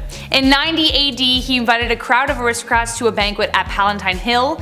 When they arrived, the entire palace was decorated in black. Black velvet drapes, marble, everything was painted black, like the Rolling Stones song. Even the food was black and everything was illuminated by funeral lamps. Naked serving boys were painted from head to toe in black paint and served food and drink to all the guests. When they sat down, their place marks were tombs with their names on it, and instead of lush couches, they sat on cement slabs. So basically he was like, yeah, sit in your own grave. Domitian had killed several senators in the past, so everyone believed that they were never going to get out of there alive. It was like a huge metaphor for their own deaths. The emperor himself babbled about death and decay the entire night, so after the party was over and the guests made it home with their necks intact, Domitian sent gift baggies with their tombstones and onyx plates, and a now clean serving boy ready to do their bidding. Turns out the whole thing was a prank and the emperor was back at the palace laughing his butt off. Number 4, Bacchanalia. The party that was so wild, it got banned. One word, orgies. The Romans dug that kind of kinky shindig, but they like to pretend they didn't. Bacchanalia, the back guy, is a term used to describe a drunken, debaucherous party at frat houses or sororities, which isn't far off from the heyday. The Bacchanal celebrates the god Dionysus, also known as Bacchus, literally the god of wine and a damn good time. The celebration could include massive feasts, ritual parades and performances, and people carrying clusters of grapes around, and of course, wine. Lots and lots of wine. It used to just be held by women 3 times a year, but soon men were slowly admitted to the festivities and they started making it happen about 5 times a month. But this was the breeding ground for scandal, as it was rumored orgies and even human sacrifice occurred. So they were banned in 186 BCE, and if you ban something, you'll only make it more popular, so the celebrations continued covertly. So if you're into that kind of stuff, maybe forgo the human sacrifice, but there it is. Number 3, power play party. I've never lived within the aristocracy. I'm a blue collar gal. I'm never gonna know what it's like to be that rich, but I'm pretty sure this kind of who can throw the bigger party mentality hasn't really changed. In ancient Rome, parties were an opportunity to show off the amount of power a nobleman had. As soon as guests arrived, the extravagance and the rarity of the food, the vessels with which they were presented were all judged as soon as they were seen. Wine goblets and jugs had to be functional yet exquisite, made from luxurious materials like gold, silver, and precious stones. Back then, a middle-class family could afford silverware, so imagine what the nobles could do. This display of wealth played the long game, and it could mean political favors could be made down the road. So, sneaky sneaky. Number 2, Party Island. This is where it gets really dark. Ever sipped on a Capri Sun? Well, this story may taint that memory, so fair warning. The island of Capri became a rich retreat for the Roman aristocracy, known for its sadistic debauchery. Emperor Tiberius laid claim to this island as a haven for his horrendous and horrific behavior. He brought really young, too young male and female people of the night to serve him at his villa. The island became a kind of party place with absolutely no limits. From orgies in the caves to tormenting his servants on the rack as entertainment, Tiberius seemed to be the god Pan incarnate. In fact, he acted like it too. He made all of his participants slaves dress up as nymphs and goats while performing lewd acts. The island even became known as Goat Island, with Tiberius being called the Old Goat. Ugh. Unless you enjoy dangerous games and gross parties, this definitely wasn't the party island fit for anyone. And last but not least, number 1, Caligula. Caligula's parties. Let's not go there. If you're a fan of Roman history, then you are familiar with the 2 most horrific emperors that ever were. One of them was Caligula. Though he started out pretty good, after an extreme bout of fever, his disposition entirely changed. Maybe it was because of the lead, we don't know. Many believed he was insane, as his cruelty knew no bounds, even when it came to joyous occasions. Caligula's thing was that he liked to embarrass the wives of his officials for some reason, and also his officials. He would force specifically married couples to his banquets, and then steal the wives away throughout the night and then violate them against their wishes. But his torment doesn't end there. He would then relay to the entire party everything that he did in graphic detail and enjoy the frozen shock on everyone's faces because they couldn't do anything about it. It's no wonder he was eventually assassinated. Even at a party, this guy knew how to kill the mood. He wasn't the only emperor to turn the dial on creepy, Tiberius, when the party started, but if you had to choose whose party to go to, this one plus Tiberius, both of them, just don't go near them. Go to another time frame. Just imagine it otherwise. Number 10. Sacred books. The Romans paved the way for many following civilizations, okay? They invented surgical tools, they invented medicine on the battlefield, and before this era, literature took the form of a tablet or a scroll. The Romans, they created the codex. Pages stacked on top of one another, just bound pages. The reason you have homework right now to be doing instead of watching this. It's all thanks to the ancient Romans. The early codex was bound wax, and then it moved to animal skin. This was a big step because early Christians used this new invention to produce copies of the Bible. Important pieces of history, so rightfully so, they had to be locked away from the public. Now back when King Tarquin ruled Rome, a local woman offered the Etruscan king 9 books. Now these books were ignored at first, but upon its second glance, the beat up manuscripts foretold the rise and fall of Rome. So for most of its time, these spoiler-filled manuscripts were held in the Temple of Jupiter. So if anybody wants to do National Treasure 3, I have some ideas, just saying. We could do like 9 installments. And number 9, corrupt fire department. Oh, here we go. When we think back to ancient times, it's not long before we come across an ancient blaze or some ancient wild tragedy where you're like, oh my god, how did that even happen? Something that reminds you that it wasn't always a party, okay? It was rarely a party, in fact. When we think of Julius Caesar when regarding the leadership of Rome, we often forget Marcus Crassus. He was powerful and full of bright ideas on the sidelines. Marcus ran the fire brigade. A lot of open fires, a lot of accidents happening at this time, so of course we need responders. But back then, these officials arrived on site to this blazing emergency, but before helping out, Crassus would demand the owner sells their property to him first. Yeah, watch it burn or sell it for a not so handsome price. The choice is yours. And also you have 38 seconds to decide. TikTok. Number 8, ancient drag. I'll respect a girl's night out, okay? Always. I get it. My guy friends have ruined most nights out that I've had in the city. Because guys are dumbasses. That's a fact. Ancient Romans were ahead of the game with this one as well. That's why they made the festival of the good goddess women only. Yeah, statues of men weren't even allowed to partake. Statues depicting men at this festival had to be draped. Yeah, none of us were seeing anything. But then in comes Mr. Jealous, Mr. Ancient FOMO himself. Enter Publius Clodius Pulcher, okay? This man disguised himself as a flute lady, but when he didn't play the flute, and also wasn't a lady, and also nobody knew him, it was a little obvious that an intruder was present. A trial soon followed and the festival was then suspended. See, guys ruin the party, even in ancient Roman days. This dude's like, nah, I'm gonna go ruin it. Number 7, sewer goddess. I love reading about ancient gods. It's my favorite topic. The Roman god of manure and fertilizer, for example. Where was that one in Hades? That would have been helpful. I would have beat that game in 8 minutes flat with him. The god of toilets. There's one we can't forget about either. Crepitus, okay? Every day we have to thank the god of toilets, right? If you haven't today, go ahead and thank them. The Romans regarded Glossina as the goddess of the main drain. The literal main drain to the city of Rome, all this water. This goddess was Glauca Maximum, aka Big Drain. Eventually this god was affiliated with Venus, the goddess of beauty and love. Yeah, love me some big ass drains. Nice. That's a lie actually. As a kid, I was so afraid of the bathtub drain. I would pull it and then just immediately high jump out of the tub. I don't want to get sucked down like Ant-Man. Know what I mean? Number 6, aqueducts. These are honestly amazing feats of engineering. Even today, it's a lot of bricks to lay down for a little bit of water. So the question is, you build a very busy city, probably the most impressive city and cities of the ancient era. You need 2 things for all those folks, water and food. Okay, well, we can do farms outside the city walls, no problem, but water, we need people to drink water, and those farms need water too. How do you get water to a busy city center? Aqueducts. Basically, a long bridge that connects freshwater springs to the fountains in the city. Essentially, running water. This, for the time, was very incredible. Hundreds, if not thousands of years ahead of their time. To be able to walk into town and drink fresh water was a luxury, one that Rome might have taken for granted. Now every home has running water, and it's great and we all love it. You love tap water, I love tap water. Where's my Brita? Number 5, Roman numerals. Attack of the math. Look, I don't want to give the Romans too much credit, but gosh darn, I guess they did a lot. Sure, we don't use their numbers in regular life today, but they still appear in places once in a while. Like the Star Wars movies, they use them. They have titles and names, and sometimes just to confuse students when trying to tell time. Sometimes the clocks have Roman numerals on them for some reason. For once, that was something actually I didn't struggle with in school. Who would have thought?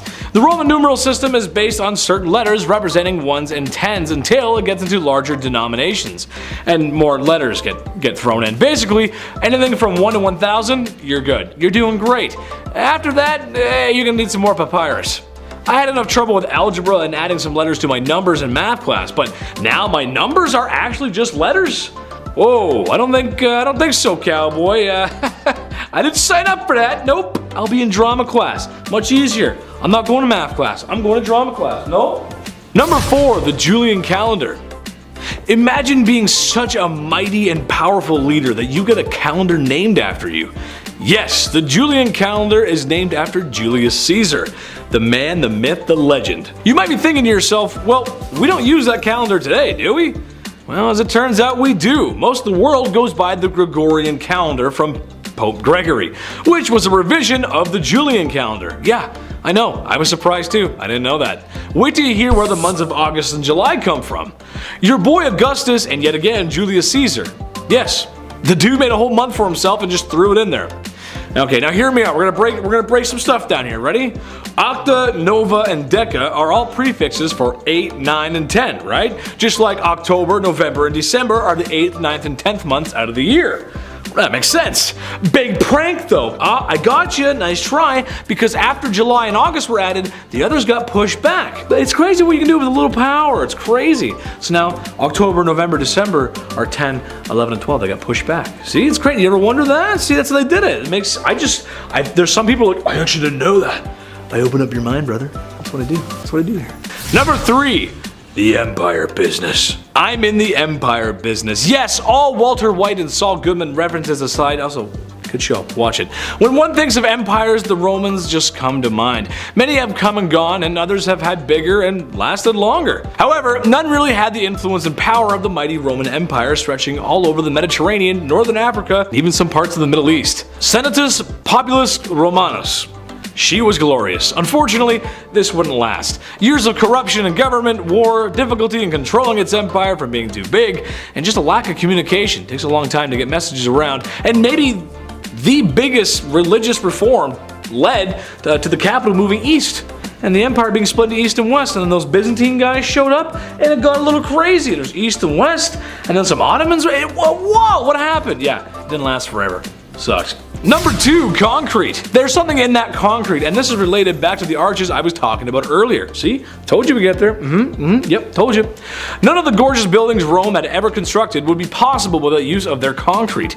Using volcanic ash and lime mixed with a base aggregate made for a very tough and durable solid building material. You can even use this stuff underwater. Sounds like I'm giving you guys a sales pitch. It gets tougher as time goes on, and some Roman sites with buildings made of this miracle stuff have little to no wear on the material itself. That's pretty impressive. I spent countless hours awake in the late hours of the night watching dudes make Roman concrete. Am I a builder? No. Am I a tinkerer? No. Should I have been in bed? Yes. However you look at it, it's just cool stuff. There's some cool videos out there. It's really cool stuff. It lasts forever. Like the buildings are actually gone, but like the concrete itself, dude, you could use it again. It's insane. It's just, where did we go wrong? Number 1, entertainment, show business. After bread and wine comes entertainment. Okay, no, they didn't invent fun, because Romans probably had a different idea of fun than we do. All you have to do is look at the Colosseum and some of the other large sports event centers they built. Yeah, it wasn't just the Colosseum in Rome, but across the Roman Empire there was more. Why? Because they needed to be entertained. Gladiators, lions, fights, you know what was going on. There's always been actors, storytellers, but it was the Romans who made it theatrical. If you ask any acting teacher, that's what'll tell you what counts. The theatric. Number 10, grid-based cities. Next time you find yourself at 2nd Avenue and East 59th Street in New York and get into a car accident or are just enjoying the pleasures of Manhattan traffic, you can thank the Romans. Also, shout out to New York. Chetty loves you. What's going on, New York? How you doing? How you doing? No, how you doing? Yes, it was the Romans who began to develop cities and Rome into a grid-like pattern. In a time before roads full of cars, this makes sense. I mean, come on, how much space and traffic can horses and carriages take up? There are benefits to building your city in a grid pattern. It's walkable, easy to navigate, and you can size up the city pretty well. I play a lot of city builders. I like those games. Those games are fun. SimCity.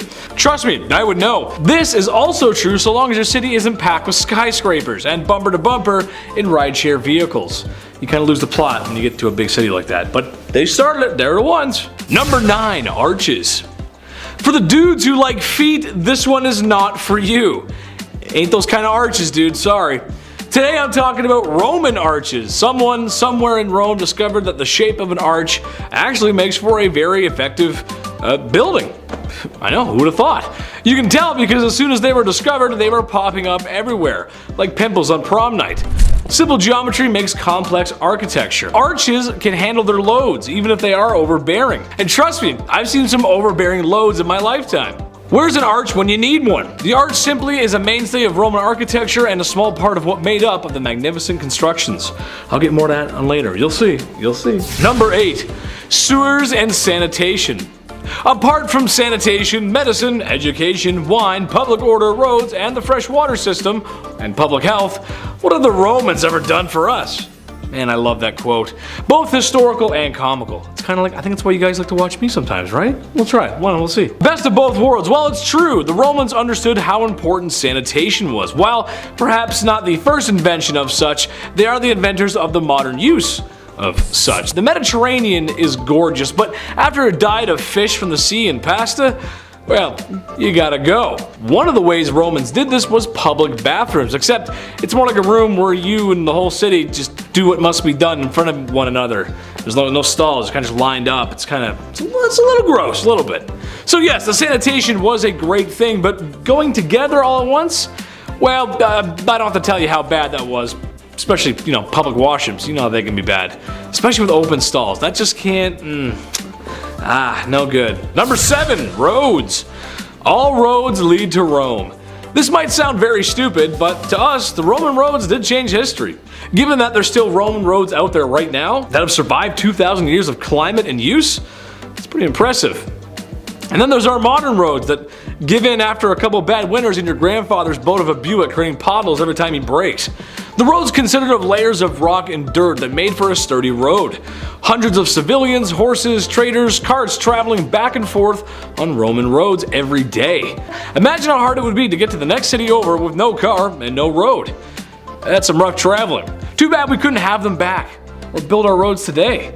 I've got some denarius for the next Roman to build me a road, baby. Come on over, build us a road. Like, next up is the rescue of Sextus. The Roman names, man, they really go hard. So, Sextus Roscius was a farmer in 80 BC. His dad was killed in the streets of Rome with no witnesses. When Sextus is boo-hooing, almost the second his daddy-o is killed, their family estates were illegally added to the year past submission end dates for the prescription auctions by Lucius Cornelius Chrysogophanus, powerful freedom men of the dictator Sulla, the same man who buys the estates worth millions for meager pennies from the auction. That's right, y'all, we got an ancient Roman scammer. So Lucius then conspired with two relatives of the deceased, named Titus and Titus, no, not a joke, to accuse the young Sextus of his father's murder. The case was so simple for the prosecution, as obviously Sextus had the most to gain from his father's death and hired someone to do the deed. Meanwhile, the Roman courtroom bad boy Caesarion picks up Sextus's defense and turned the whole trial around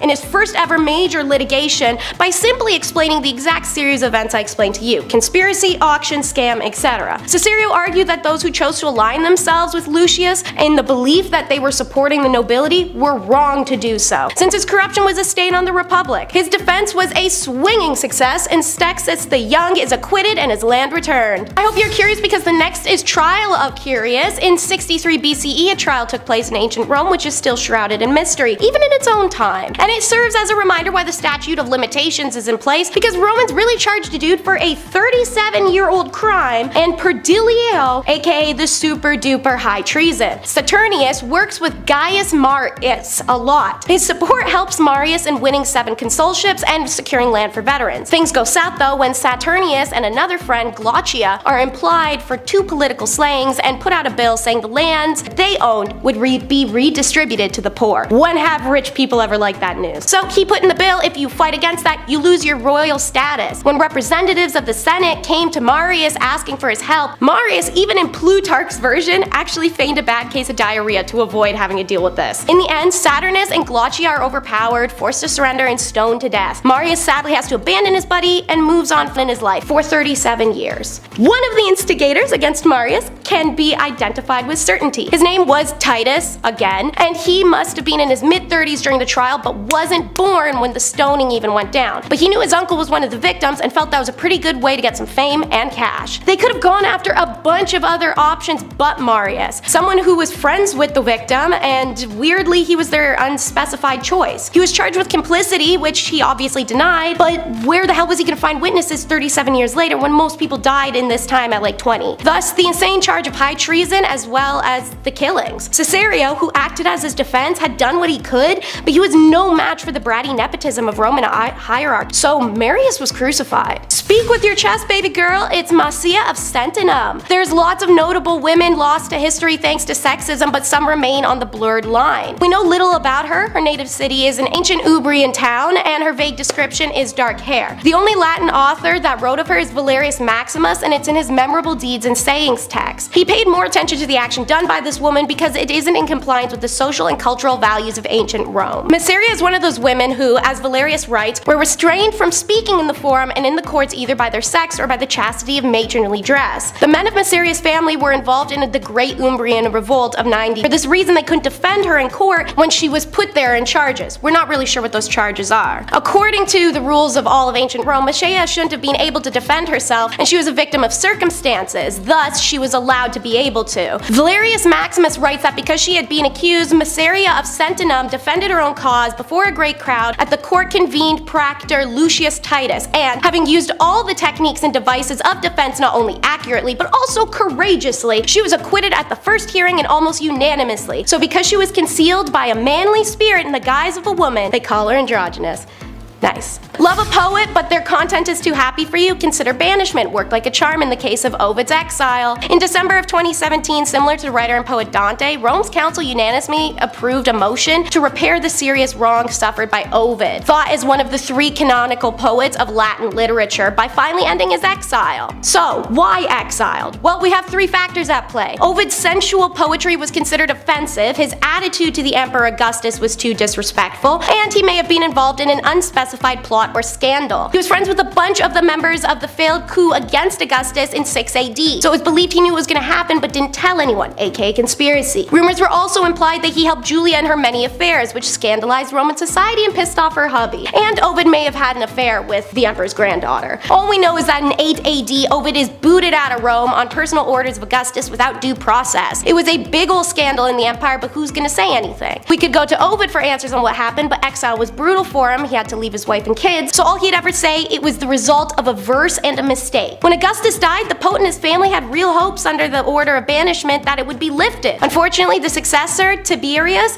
was a cruel man and continued to forbid the poet's return. He died of unknown reasons in 17 or 18 AD. Imagine seeing Triple on the battlefield and it's not because he got conked on the head. The Hoteius trial. It starts with 2 sets of triplets and 2 warring kings. Alba Longa has invaded some Roman territory and the armies of Tullus meet them there, where the armies then discuss how to minimize the bloodshed. Only to notice that both sides happen to have brought sets of triplets to the front. It seems divinely sent, and divinely sent that the gods had this strange coincidence occur, so it was agreed that the 2 sets of 3 would be the only battlers. The Roman brothers Horatius and the Alban brothers Coratius duke it out to win and end the war. After 2 of his brothers are slayed, the final Roman triplet uses a clever strategy to strike down his opponents and win. The armies go separate ways, and Horatius is rejoiced by his people, but not his sister Horiacia, who is devastated to learn her fiance, one of those 3 triplets from the Albans, has been killed. Horiacia's great grief angers her brother. After all, they were enemies, and they were responsible for the death of her other brothers. He drew his sword and approached his sister saying, "Get lost," and some other stuff, I'm not kidding, and swung his sword through her. Record scratch sound effect. Everyone went from cheering to, "What the hell, dude?" and dragged him before the emperor, who appointed a people's assembly. Assembly's conclusion is what he did was effed in the head, and they can't acquit it. While the executioner's binding him up, Daddy Horatius pulls up and makes an appeal. He thinks his daughter being killed was justifiable. Gee, thanks, Dad. And secondly, he just lost 3 out of 4 kids in one day. I know this is messed up, but this is all I've got left. So they acquitted his son on the admiration for his courage rather than upholding law and justice. And last but definitely not least is the very well-known trial of Jesus. The only issue is the Bible is being so edited and rewritten and redistributed. There are too many different versions of the story to really nail down any real ones. So here is what we know in layman's terms. Passover. Jesus and his disciples, actually his name is Jesus, are in Bethany for the occasion. The first 3 gospels say Jesus' first stop was at the temple complex, where he flipped some merchant tables in front of it for selling stuff in a place of prayer like it's a Walmart. Valid. According to the general understanding first proposed by Mark, this event leads directly to the condemnation and death of Jesus. In these first 3 gospels, Jesus and his disciples have Seder, and after dinner they go over on foot to the Mount of Olives, where the famous prayer to God is known to be agony, since Jesus foresees what is to come and he gets 0 response. Where's Dad when you need him? The next day, boom, a mob of Roman auxiliaries snatch Jesus up as Judas betrays him with a smooch. Jesus seals his execution when he responds to the high priest question in court, "Are you the blessed one, the Messiah?" To which Jesus goes, "Heck yeah, dude, I'm the son of come in glory when God's kingdom is established to judge all humanity." Evidently, the high priest was hoping Jesus was smart enough not to admit to a literal jury, but alas, the high priest has to declare this a crime of blasphemy and condemns Jesus for inciting Roman rebellion. There are other contributing factors outside of angry Roman leaders. Gospel, he's charged for not telling the Jews to pay taxes to Rome. In John's Gospel, condemned because of the growing crowds over his raising of Lazarus. In all 4 Gospels, Pilate is portrayed as reluctant to execute Jesus. He attempts to avoid the decision by offering to release another prisoner, Barabbas, and threw a sop over the now anti-mob by letting them decide. No matter, the crowd cries, "Give us Barabbas," and Jesus is condemned to death for rebellion against Rome, who then crucify him. Number 10, parties of poison. Hindsight is 2020, which I find more ironic than ever since the whole thing that happened and is continuing to happen. Today we know that lead, especially in large doses, is not good. It's poison. But a lot of the pipes that the Romans used in their plumbing were made from lead. Their water had 100 times more lead in it than the water that came from the springs, which means every time they drank water, they were poisoning themselves. Some side effects include behavioral changes as well as weakening organs and vital signs, etc., which may explain some of the more questionable emperor behaviors or the fall of the Roman Empire, because people got nuts.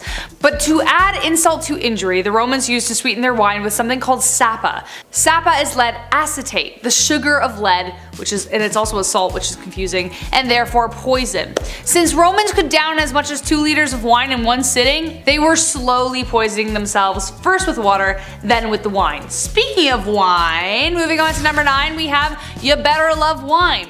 If you're a vodka or a beer person, you might not fit in while partying with the Romans, especially if you hate wine. Wine was the lifeblood of ancient Roman parties. Wine was drunk at every stage of the Roman party, but it had to be diluted with hot or cold water. Unlike how we drink wine today, which would be crazy if you were to dilute it. Whoa.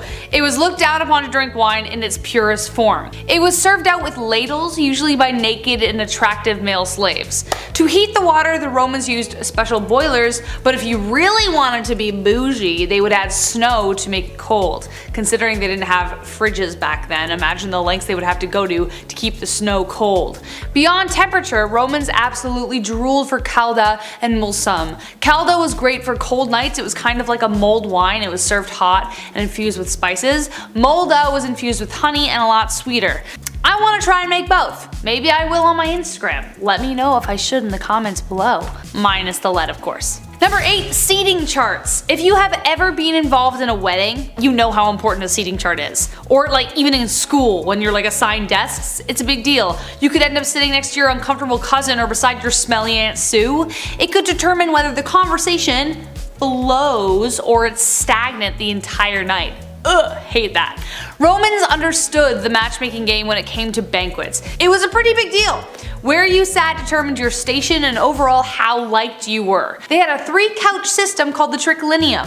The most honored guests would sit on the couch in the center next to the hosts on the right. But if you were on the couch on the left, it kinda meant that you weren't as big of a deal. Sorry. Eventually, as parties got bigger, so did the 3-couch rule extend to a huge semicircular couch in the middle that could hold about 12 people. Number 7, gladiator fights. We just did a video on this, Taylor and I, go check it out.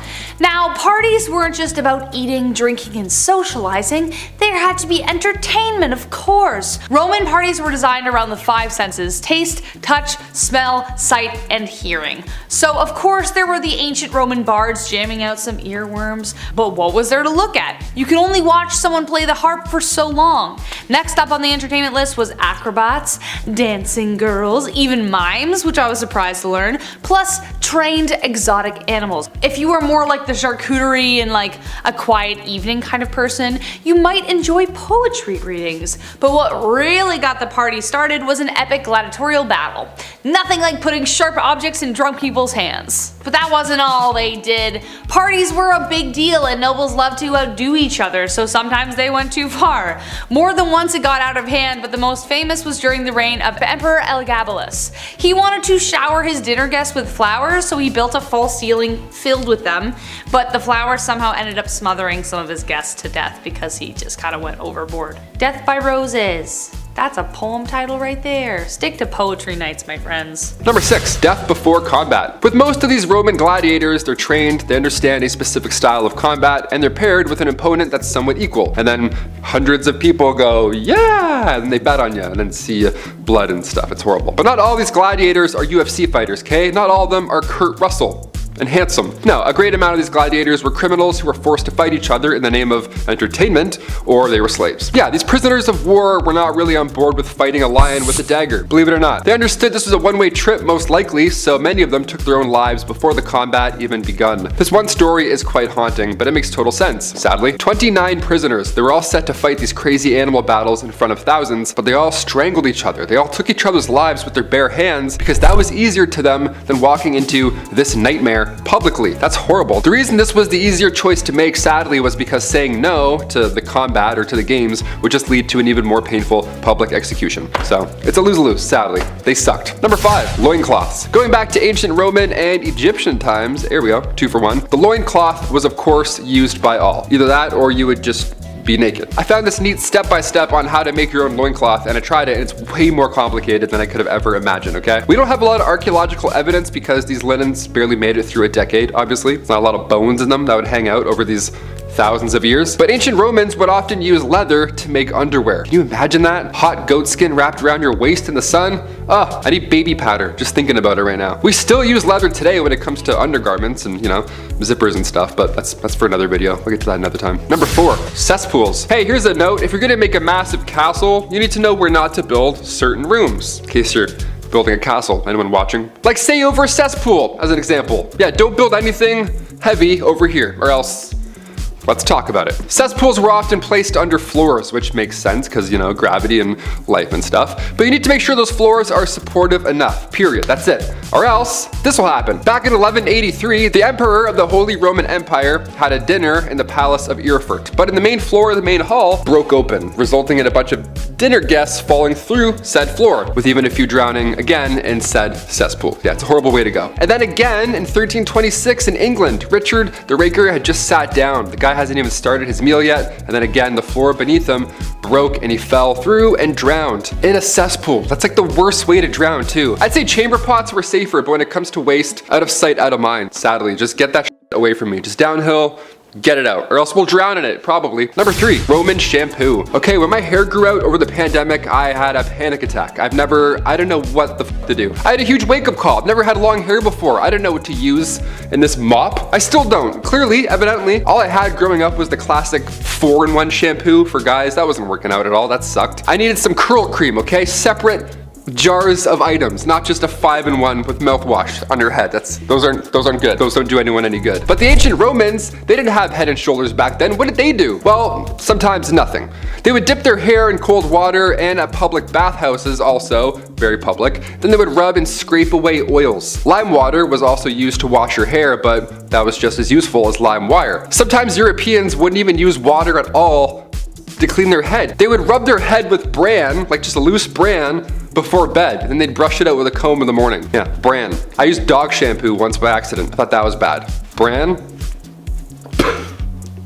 It'd be so itchy, I wouldn't sleep a wink. Number 2, ancient socks. Somebody got me socks over the holidays as a gift, and let me tell you, last year, I became a man. I was like, thank you, I actually love this. This is now the best gift of my life. Socks and lip balm, that's it. I don't want a PlayStation, get lost. Socks in ancient Greece, first of all, they weren't, you know, the ankle socks. There weren't Vans skateboarding socks. There weren't the weird grippy ones that kids have. Where were those growing up, first of all? Not even close. Socks came around in the 8th century BC, and it was made fresh from animal hairs. This led to Romans tying animal skins around their feet, and then, you know, tying it more and more and more and higher. Anything to keep it there. Now cut to the 2nd century AD in ancient Rome, the sock game finally got real. Romans began using fabrics instead of animal skins. It was now softer, it was lighter, and then later in the 5th century, socks were worn only by the most holy, which is kind of ironic because socks have holes in them. You get the joke, there it is. Socks were associated with the church. They were considered a symbol of purity. Socks would go all the way up your leg back then.